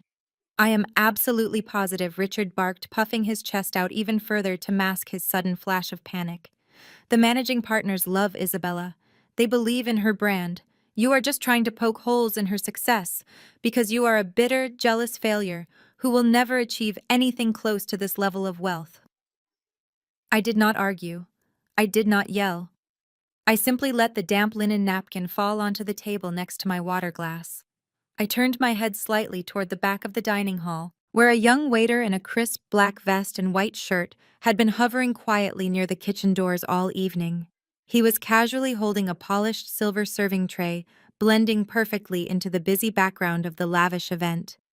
Nobody else in the entire room had paid any attention to him, but he was not an actual employee of the Aspen Resort. His real name was David, and he was my highly trusted executive assistant. I slowly caught David's watchful eye across the incredibly crowded room and finally gave him a single sharp, decisive nod to begin the end. David did not hesitate. The deferential waiter persona vanished entirely, replaced by the razor-sharp efficiency of a top-tier corporate operative. He smoothly placed his silver serving tray onto the nearest empty table, ignoring the startled gasp of an elderly aunt who had been reaching for an appetizer. Reaching beneath the draped tablecloth of the catering station, David retrieved a sleek black leather briefcase he had stashed there hours prior. He strode across the dining hall with absolute purpose, his steps eating up the distance between the kitchen doors and the VIP table. The guests watched him in bewildered silence, their heads turning as this supposed resort employee confidently bypassed the furious patriarch and the sobbing golden child. Richard puffed out his chest, stepping forward to intercept David, assuming this was just a confused staff member interrupting his grand moment of triumph. "Excuse me," Richard barked, raising a hand to block David's path. "We are having a private family discussion here. Go fetch the manager immediately." David did not even break his stride. He smoothly sidestepped my father with fluid grace, treating Richard like an inconvenient piece of furniture. David stopped right beside me and snapped the briefcase open on the mahogany table, pushing aside Isabella's untouched plate of prime rib. He pulled out a slim matte silver laptop and a tangled mess of presentation cables. Maya had spared no expense for her wedding reception, which included a state-of-the-art audiovisual system designed to project a romantic slideshow of the bride and groom during dinner. A massive high-definition projector screen was currently rolled up discreetly against the vaulted ceiling, right behind where my parents were standing. "What do you think you are doing?" Vivian shrieked, finally snapping out of her confused stupor. "Security! Someone call security right now! This waiter is completely out of control." I held up my hand, a silent command that instantly halted the two resort security guards who had started jogging toward our table from the lobby doors. "Leave him be," I called out, my voice projecting with effortless authority. "He works for me." Vivian's jaw dropped. "Works for you?" she sputtered, looking from me to David and back again. "You are a low-level data cruncher. You cannot afford a personal assistant." I ignored her completely, keeping my eyes locked on the digital dance David was performing with the cables. Within seconds, he had hot-wired his laptop directly into the resort's main AV network. The lights in the Grand Alpine Hall automatically dimmed, plunging the room into a dramatic twilight. A loud mechanical whirring sound echoed overhead as the massive white projector screen slowly descended from the vaulted ceiling, dropping down right behind my parents like a modern guillotine. The bright blue glow of the projector flickered to life, casting harsh shadows across Richard's increasingly panicked face. The wedding guests shifted in their seats, leaning forward in rapt attention. The tension was so thick it felt like trying to breathe underwater. Richard lunged toward the table, his heavy hands slamming down on the mahogany surface as he tried to grab the laptop away from David. "Shut this off," he roared, his face turning a dangerous shade of crimson. "I will not have my daughter's celebration ruined by some jealous, unhinged prank." David simply shifted his weight, using his shoulder to expertly block Richard's aggressive grab, protecting the keyboard while typing in a complex alphanumeric password with his free hand. The screen illuminated the entire front half of the room, currently displaying a blank desktop background. I stepped around the table, placing myself directly between my furious father and my assistant. The wine soaking the front of my dress clung to my skin, cold and sticky, but I wore the stain like war paint. I had spent 29 years being told to sit down, be quiet, and make myself small so Isabella could take up all the air in the room. I was never going back in that box. I looked at the three of them, my father breathing heavily, my mother clutching her pearls in terror, and my sister staring at the giant blank screen with wide, frightened eyes. "You wanted to talk about business, Richard," I said, keeping my voice dangerously level. "You wanted to stand in front of this entire room and brag about Isabella's incredible entrepreneurial skills. You wanted to use the name Apex Capital to legitimize her absolute financial train wreck of a life. So let us talk about Apex Capital." My father tried to maintain his bluff, but the sweat beading on his forehead betrayed his mounting panic. He pointed a trembling finger at me. "You know nothing about that firm," he sneered, his voice cracking slightly. "You are just trying to embarrass us because you are petty and alone. The managing partners are brilliant, ruthless men who recognized Isabella's genius. They are wiring that money tomorrow morning, and there is nothing your pathetic little slideshow can do to stop it." I took one final step forward, closing the distance until I was standing mere inches from him. I never raised my voice. I did not need to. The silence in the room was absolute, ensuring that every single word I spoke landed with devastating precision. I looked my father dead in the eye, watching the false confidence completely drain from his features as reality finally began to shatter his delusion. "Apex Capital never funds fraudsters, Dad." The words hung in the crisp aspen air, sharp and heavy as a blade. Isabella let out a choked gasp, stumbling backward until she hit the edge of the nearest table. Vivian covered her mouth, her eyes darting frantically between me and the glowing projector screen. Richard's mouth opened and closed, but no sound came out. The unbreakable patriarch was suddenly speechless. David tapped the enter key, and the screen behind my parents instantly flashed to life, illuminating the dark room with the undeniable, catastrophic truth. The massive screen behind my father glowed with a stark white background. Centered perfectly on the display was the sleek logo of Apex Capital. A collective murmur rolled through the guests as they recognized the emblem. Richard turned his head, looking up at the projection. He looked back at me, his mouth working soundlessly, trying to comprehend this impossible sight. I reached into the hidden pocket of my evening gown and pulled out a thick matte black business card. It featured gold-embossed lettering that caught the light of the chandeliers. I held it up between my index and middle fingers, making sure my father could see it clearly before I dropped it directly onto the mahogany table. It landed right on top of Isabella's unsigned guarantor contract. "Take a good look, Dad," I said, my voice carrying a quiet, lethal authority. "Read the name. Read the title." Richard stared at the small piece of cardstock as if it were a live grenade. His hands trembled as he picked it up. He squinted, reading the gold lettering aloud, his voice barely a whisper. "Chloe Preston, founder and chief executive officer, Apex Capital." Vivian snatched the card from his hand, her eyes scanning the text frantically. "This is a joke," she shrieked, looking around the room for validation. "This is a sick, twisted prank. You went to a print shop and made fake business cards to humiliate your sister. You do not own a venture capital firm. You are just a bitter desk clerk." I did not blink at her desperate denial. "Allow me to reintroduce myself to the family. I am Chloe Preston. I am the sole founder and CEO of Apex Capital. The men my father just mentioned managing billions in assets do not exist. There is only me. I built this empire from the ground up on my own while you all pretended I was invisible." The silence that followed was absolute.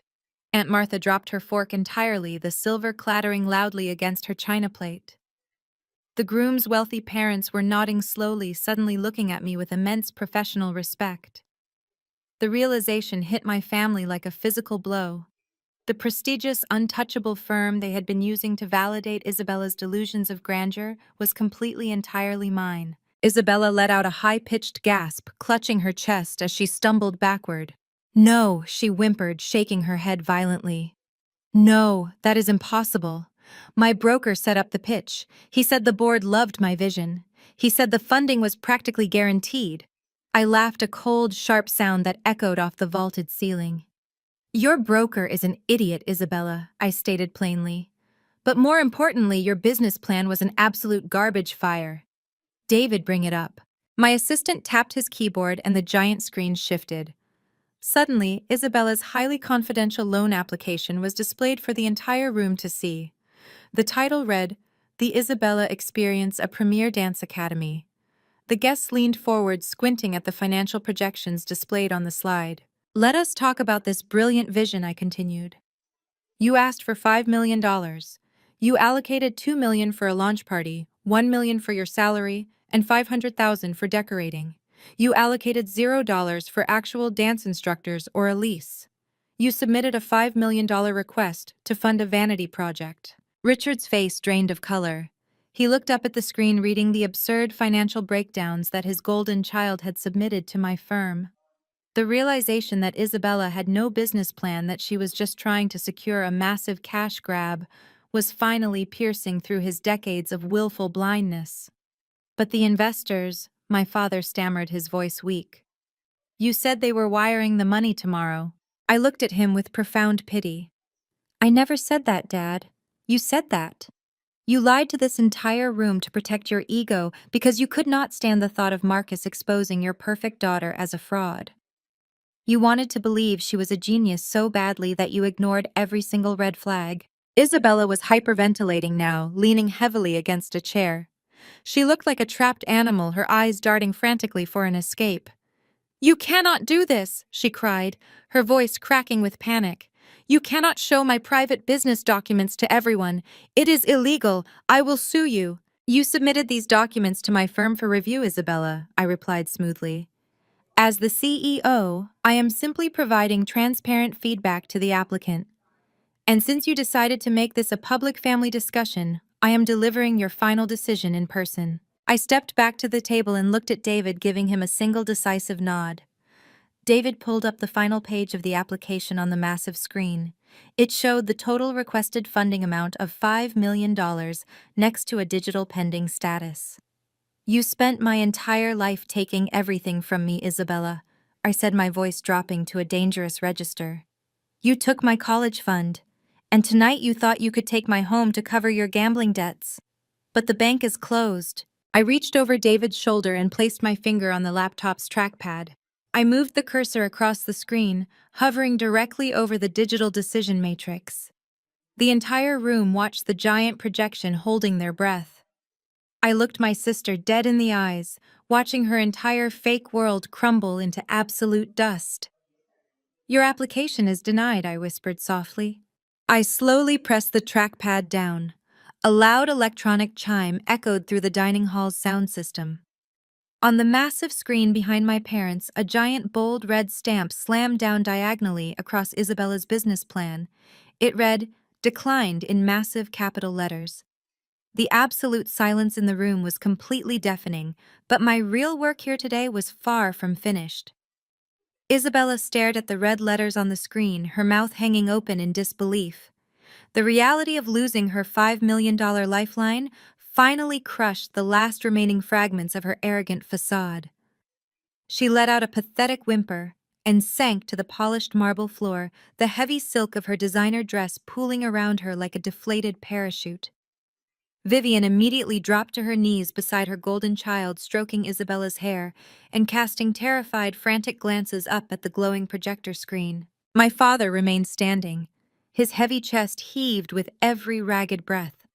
He looked like a cornered animal frantically searching the room for any possible escape route from this public execution. When he found none, his survival instinct kicked in, triggering the only defense mechanism he knew. He tried to bully his way out of the truth. "You cannot do this, Chloe." Richard bellowed, his voice raw and shaking. "You are violating corporate confidentiality. I will have my lawyers sue you and your firm into the ground for public defamation. You cannot just project private business documents at a family event. You are completely out of your mind." I casually rested my hands on the mahogany table, leaning forward slightly to meet his aggressive posture. "Sue me for what, Dad?" I asked, my voice ringing with crystal-clear authority. "For doing exactly what any responsible financial institution does. When your precious daughter submitted her application to Apex Capital, she listed you as a primary financial reference. She claimed that your highly successful construction firm would provide a secondary safety net for her massive loan. Did you really think my underwriting team would just take her word for it, without looking under the hood of your own enterprise?" Richard swallowed hard. A thick bead of sweat rolled down his temple. The bluster began to drain from his face, replaced by a creeping, suffocating dread. In the venture capital world, I continued pacing slowly behind the table. We conduct a rigorous process called due diligence. We deploy teams of forensic accountants to tear apart every single financial statement, tax return, and corporate filing associated with the applicant. We look for hidden liabilities. We look for unmitigated risks. We look for lies. And let me tell you, Richard, my analysts found an absolute treasure trove of lies hiding behind your polished country club exterior. The wedding guests leaned in closer, captivated by the absolute destruction of the untouchable patriarch. My Aunt Martha covered her mouth with her hand, her eyes wide with shock. Maya, the bride, stood near the edge of the dance floor, watching the man who had always belittled her own parents finally face his reckoning. "Do you remember what you told me the night you kicked me out of the house?" I asked, letting the memory fuel the cold precision of my words. "You stood in the hallway and laughed at my business plan. You told me that I lacked the killer instinct to survive in the real world. You said that your construction company was a monument to your genius, a titanium fortress of wealth that I would never be allowed to inherit because I was a worthless failure. You bragged about building an empire while I was packing my bags in tears." I stopped pacing and locked my gaze onto his terrified eyes. "Well, Dad, your titanium fortress is nothing but a cheap house of cards. David, next slide, please." My assistant tapped the keyboard. The giant screen instantly switched from Isabella's rejected loan application to a stark official legal document. The bold black header across the top of the page was impossible to misinterpret. It was a federal court filing for Chapter 11 bankruptcy. "Richard's construction company went completely bankrupt 30 days ago," I announced, my voice slicing through the heavy silence of the dining hall. "You have not been running an empire, You have been running a sinking ship. Your corporate accounts are entirely empty. Your equipment has been repossessed. You owe millions to suppliers, contractors, and the federal government. You are not a wealthy business mogul anymore, Dad.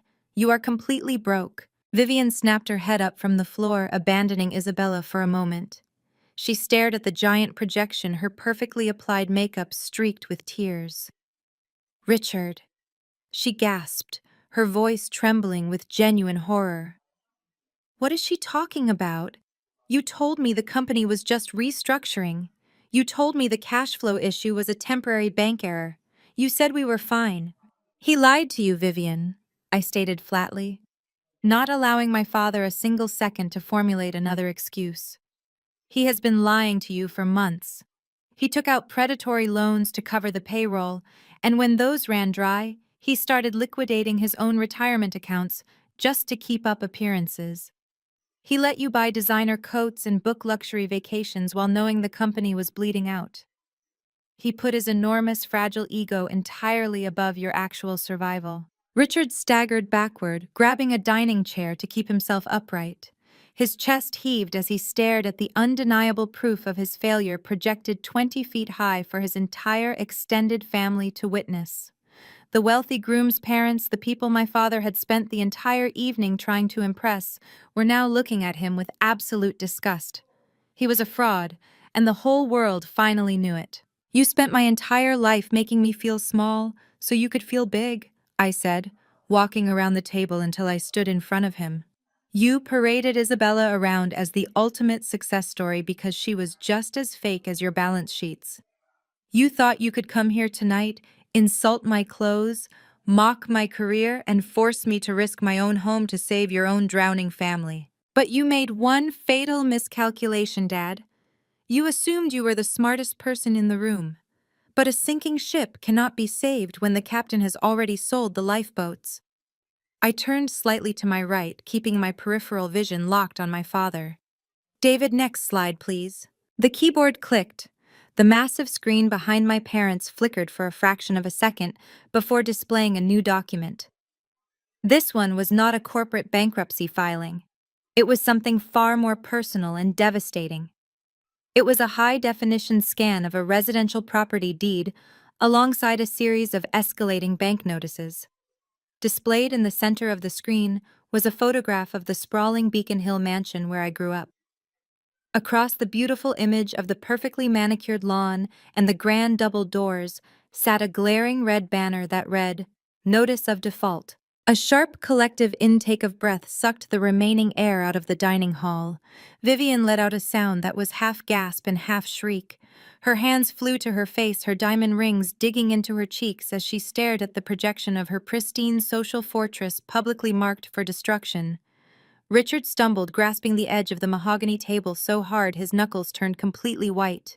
His jaw worked furiously, but his vocal cords refused to produce a single sound. When the construction company started bleeding cash, you did not downsize, I said, my voice projecting with relentless clarity. You did not sell the sports cars. You did not cancel the winter trips to St. Bart's or the summer rentals in the Hamptons. You certainly did not stop paying your exorbitant country club membership fees because heaven forbid the other executives suspect you were struggling. Instead, you doubled down on the delusion. You took out a second mortgage on the family estate. And when that money vanished into the black hole of your operating expenses, you took out a third. Vivian whipped her head around to stare at her husband. Her eyes were wide and filled with an absolute primal terror. Richard, tell me she is lying. Vivian begged, her voice cracking into a high, desperate pitch. Tell me you did not leverage our home.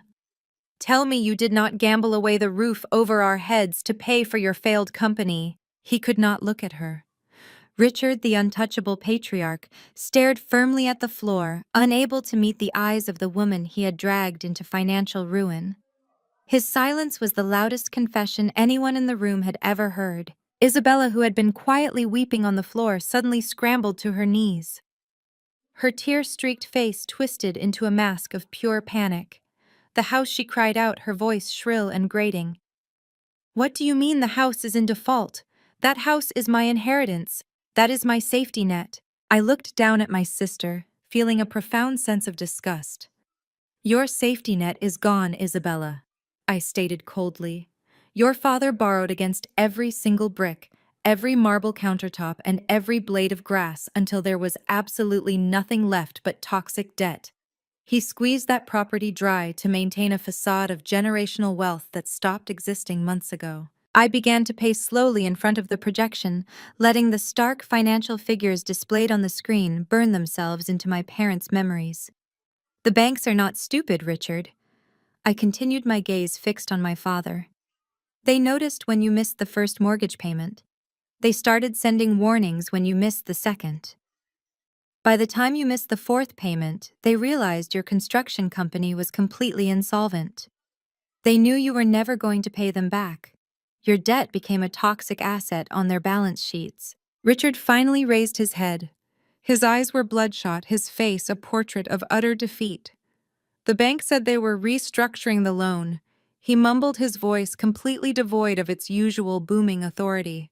They said they were selling the debt portfolio to a private equity firm. They promised me I would have time to renegotiate the terms with the new owners. I stopped pacing and stood perfectly still. A cold, triumphant smile touched the corners of my mouth. They did sell your debt portfolio, Dad, I said, my voice dropping to a deadly whisper that somehow carried to every corner of the silent hall. Banks do not like holding on to dead weight. When a client proves to be a massive financial liability, they package that toxic debt and they sell it off for pennies on the dollar to venture capital and hedge funds who have the resources to liquidate the assets. My mother began to shake violently. Her white fur coat slipped from her shoulders, pooling on the floor next to Isabella's ruined designer dress. Who? Vivian stammered, her voice barely recognizable. Who bought the debt? I did not look at her. I kept my eyes locked on my father, watching the exact second the realization hit him. I watched the final piece of his massive ego shatter into a million jagged pieces. I told you I run a highly successful venture capital firm, I said, delivering the final crushing blow with absolute surgical precision. Apex Capital specializes in acquiring distressed assets. When your bank put your deeply defaulted mortgages up for sale, my acquisitions team flagged the address. I reviewed the portfolio myself, and I approved the purchase immediately. Richard staggered backward, as if I had driven a physical blade directly into his chest. He collapsed into a dining chair, his heavy frame sagging completely. You do not own that big house anymore, Dad, I stated, my voice ringing with finality. You do not have an empire. You do not have a company. You do not have a home. Apex Capital bought your debt. I own the house. Isabella let out a raw, guttural scream that tore through the stunned silence of the dining hall. The theatrical, delicate sobs she had perfected earlier vanished completely. In their place was a genuine, full-blown panic attack. She collapsed onto the marble floor, her legs giving out beneath her, as the absolute reality of her situation hit her with the force of a freight train. The $5 million investment was gone. Her marriage was over. Her social media empire was exposed as a fraudulent house of cards. And now the sprawling Beacon Hill mansion she had arrogantly assumed would be her ultimate safety net belonged entirely to the sister she had spent her entire life tormenting. Isabella curled into a fetal position on the floor, her hands tearing at her perfectly styled hair. She gasped for air, her chest heaving violently, but she could not seem to catch her breath. The realization that she was completely and utterly broke, with no husband to bail her out and no parents to fund her delusions, was suffocating her. Vivian dropped to her knees beside Isabella, but for the first time in 29 years, she did not immediately try to comfort her golden child. Instead, my mother looked up at me, her eyes wide and bloodshot, her meticulously maintained facade of wealthy superiority completely shattered. She scrambled forward on her hands and knees, the expensive fabric of her designer gown dragging through the spilled wine and broken glass. Chloe. Vivian gasped, her voice trembling so violently it cracked. Chloe, please, you cannot do this. You cannot take our home. She reached out with both hands and grabbed my forearm. Her grip was desperate, her perfectly manicured nails digging into my skin. I did not flinch, and I did not pull away immediately. I stood perfectly still, looking down at the woman who had spent my entire childhood making me feel small, invisible, and worthless. You have to listen to me, Vivian pleaded, tears streaming down her face, ruining her makeup. We are family. We share the same blood. You cannot just throw your own parents out onto the street. We raised you. We gave you a beautiful life. You cannot abandon us when we need you the most. I looked from my mother's desperate, tear-stained face to my father, who was still slumped in his chair, staring blankly at the massive projector screen displaying the notice of default. He looked broken, a hollow shell of the domineering patriarch he had been just 20 minutes ago. You raised me, I repeated, my voice dropping to a calm, icy whisper. You raised me to be a background character in Isabella's life. You raised me to believe that my accomplishments meant nothing, that my dreams were inconvenient, and that my only purpose was to serve as a stepping stone for your golden child. Vivian tightened her grip on my arm, shaking her head frantically. No, Chloe, that is not true. We were just trying to push you. We knew you were strong. We knew you could handle it. Isabella was always so fragile, so sensitive. She needed more guidance. We always loved you just as much. The lie was so transparent, so pathetically desperate that it almost made me laugh. I finally pulled my arm away from her grasp, stepping back so she could not reach me again. You did not push me to be strong, Vivian, I stated flatly. You pushed me away because I refused to be a prop in your fake perfect country club life. And as for Isabella being fragile, I glanced down at my sister, who was still hyperventilating on the floor. She is not fragile. She is a manipulative, gambling-addicted narcissist who has systematically destroyed everything she has ever touched. And you enabled her every single step of the way. My mother let out a choked sob, pressing her hands against her face. Please, Chloe, I am begging you. Do not take the house. It is all we have left. We will do anything. We will apologize. We will make it up to you. Just give us time. Let us stay. I looked at the wealthy wedding guests who were watching this humiliating display of familial desperation with rapt, horrified attention. Aunt Martha had her hand over her mouth, tears shining in her eyes. The groom's parents looked sickened by the profound toxicity that had just been exposed. Give you time, I echoed, turning my attention back to Vivian. Did you give me time when you drained my college savings account? Did you give me time when you kicked me out of the house after I graduated, telling me I had 1 week to pack my bags because you needed my room to store Isabella's overflow wardrobe? You did not care if I ended up homeless. You did not care if I starved. Vivian reached out again, her hand trembling in the air. That was a mistake. I see that now. We were wrong. Please, Chloe, show some mercy. We are your family. You keep using that word, I said, my voice hardening. Family. As if sharing a bloodline gives you a free pass to treat someone like garbage for 3 decades and then demand a multi-million-dollar bailout the second your own reckless decisions catch up with you. I looked at my father, who finally lifted his head to meet my gaze. His eyes were red-rimmed and filled with a profound, crushing defeat.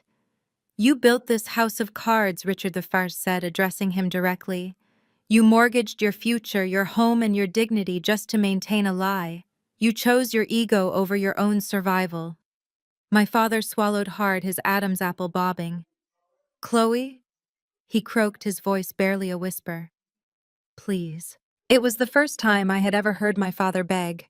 The sound of it was jarring, completely at odds with the booming, arrogant voice that had dominated my childhood. But it did not move me.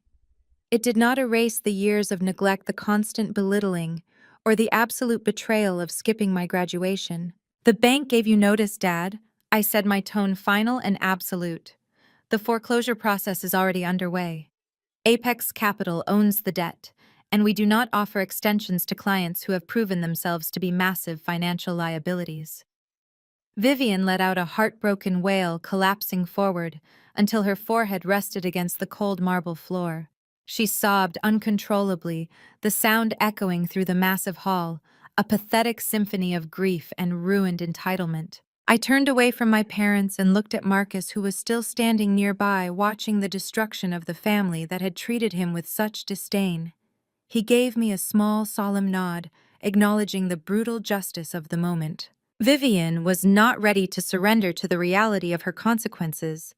She lunged forward again, her tear-stained face looking up at me as she clamped her hands around my forearm. Her fingernails dug into my skin, a desperate clawing grip, like a drowning woman trying to pull her rescuer under the water with her.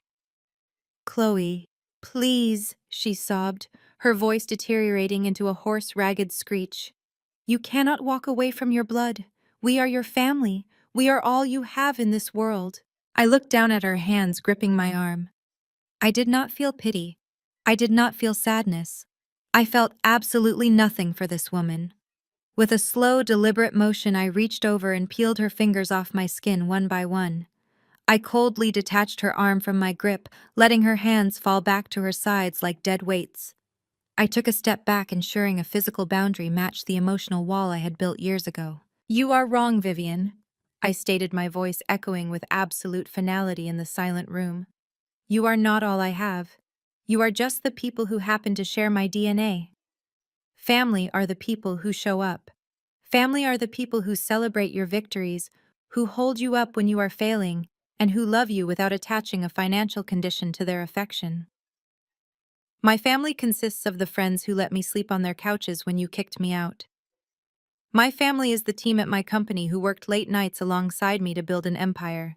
Blood is just biology." I continued, my gaze sweeping over my mother and father. "It is a genetic coincidence. It does not earn you a lifetime pass for emotional abuse, and it certainly does not entitle you to my hard-earned wealth. You made your choice. You chose Isabella 6 years ago. You chose her when you skipped my graduation to watch her dance. You chose her when you kicked me out of my childhood home. You chose her every single time you needed someone to make you feel superior. Well, you have her now. Let the golden child save you now." The silence that followed my declaration was absolute. I had severed the invisible chains they had used to bind me for over 3 decades. Suddenly, the sharp sound of footsteps broke the quiet. Marcus stepped forward, leaving the periphery where he had been watching the fallout. He did not look at Isabella. He did not spare a single glance for Richard or Vivian. He walked directly toward me, his posture straight, the heavy burden of his toxic marriage visibly lifted from his broad, tired shoulders. He stopped right beside me and turned to face the entire dining hall, ensuring every guest, including Maya's new in-laws, was paying close attention. "As I mentioned earlier, my lawyer has already drafted the papers," Marcus announced, his voice steady and resolute. "But I want to make it officially clear in front of all these witnesses. I am filing for divorce from Isabella first thing tomorrow morning. She has destroyed my credit, lied to my face, and attempted to ruin my life to fund her gambling addictions. I am done being a pawn in this completely insane family dynamic." Isabella let out a fresh wail of despair, dragging herself across the marble floor toward him. "Marcus, no," she whimpered, reaching out to grab his polished dress shoes. "Please do not leave me. I can fix this. I can change. I promise I will go to rehab. We can start over."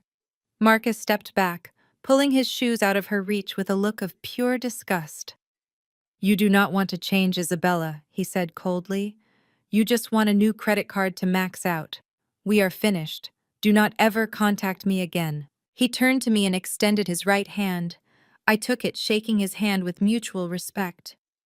"Chloe, I want to publicly thank you, Marcus," said his voice ringing with genuine gratitude.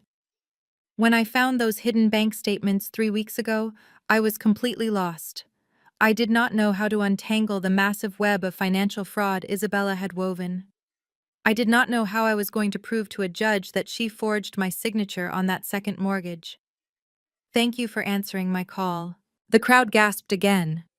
Richard and Vivian looked at Marcus in absolute horror, realizing that I had not just exposed them. I had actively armed their son-in-law with the ammunition needed to destroy Isabella's last chance at a bailout.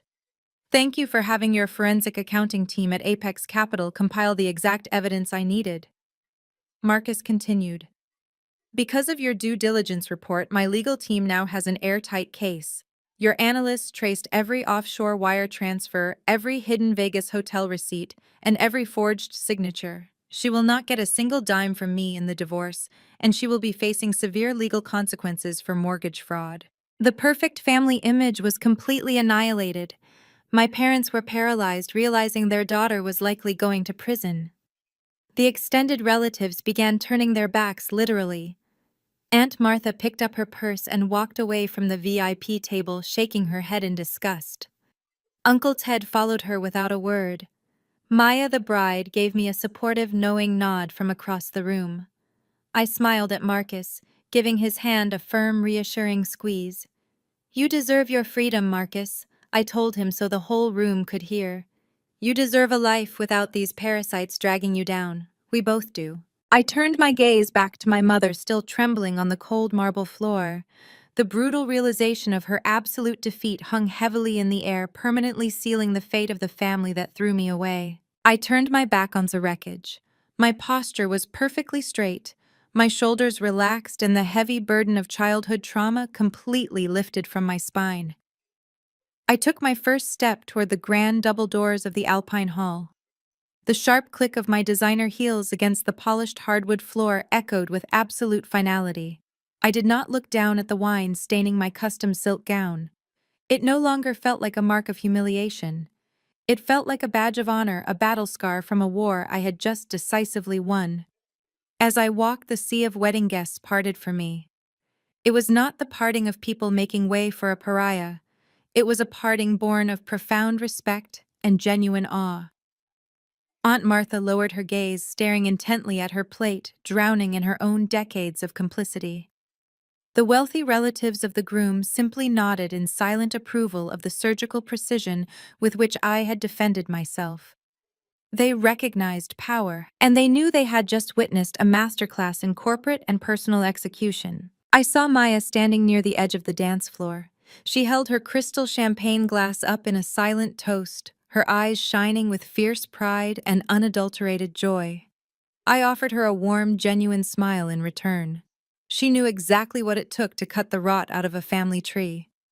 I pushed through the heavy oak doors, leaving the stifling atmosphere of the dining hall behind me forever.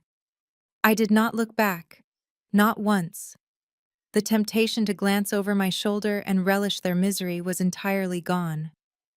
They were no longer my problem. They were simply strangers drowning in a mess of their own, making a mess they had spent 30 years meticulously building. I walked across the vast marble foyer, where this entire confrontation had begun just a few hours earlier.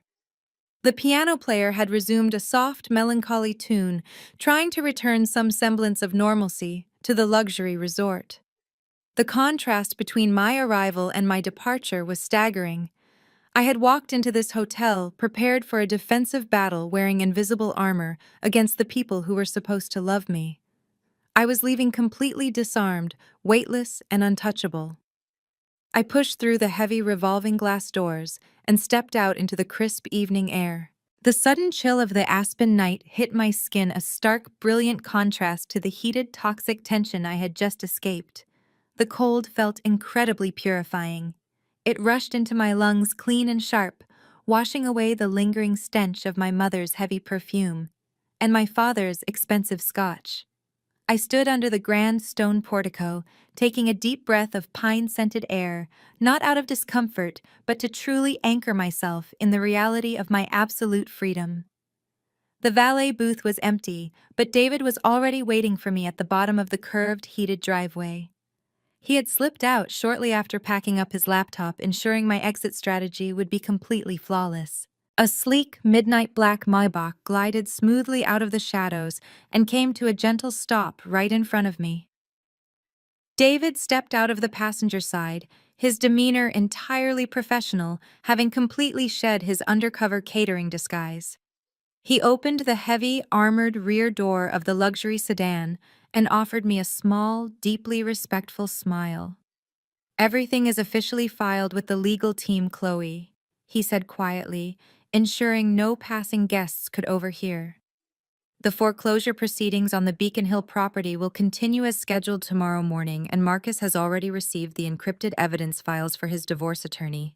His case is absolutely airtight." I nodded, stepping into the warm, beautifully illuminated interior of the Maybach. "Thank you, David," I replied, my voice steady and filled with profound gratitude. "Take the rest of the week off. You have more than earned it." The heavy car door clicked shut instantly, sealing me inside a quiet sanctuary of plush cream leather and soft ambient lighting. I leaned back into the heated massage seat, letting my muscles completely relax for the very first time all day. I turned my head to look out the heavily tinted window. The glass offered me a perfect, unobscured view into the brightly lit resort lobby, while keeping me completely hidden from the outside world. Through the expansive floor-to-ceiling windows, I watched the pathetic final act of the tragedy unfold. Richard, Vivian, and Isabella had spilled out of the dining hall and into the main lobby. Without me there to serve as their common enemy, the fragile, toxic alliance they had maintained for decades instantly shattered. I watched them turn on each other like starved, desperate wolves.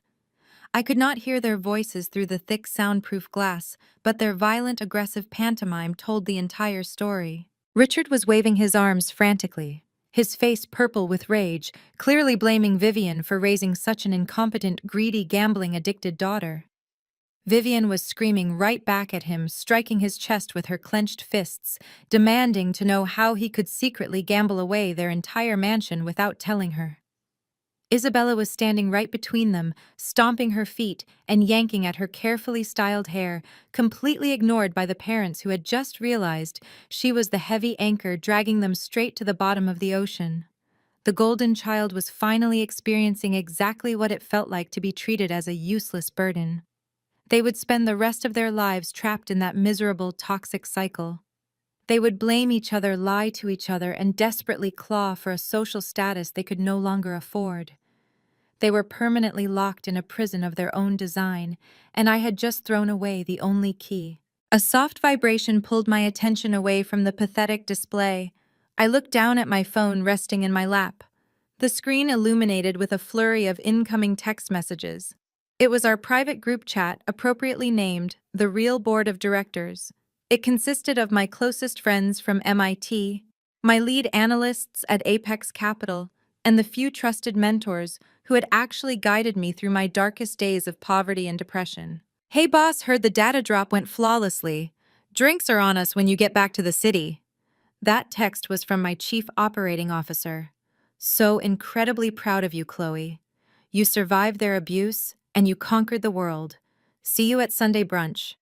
That message was from Sarah, the friend who had let me sleep on her tiny apartment sofa when my parents threw me out onto the street 6 years ago. I read the messages feeling a profound, radiant warmth bloom in the very center of my chest. This was my family. These were the people who showed up when I had absolutely nothing to offer them but my raw ambition and my friendship.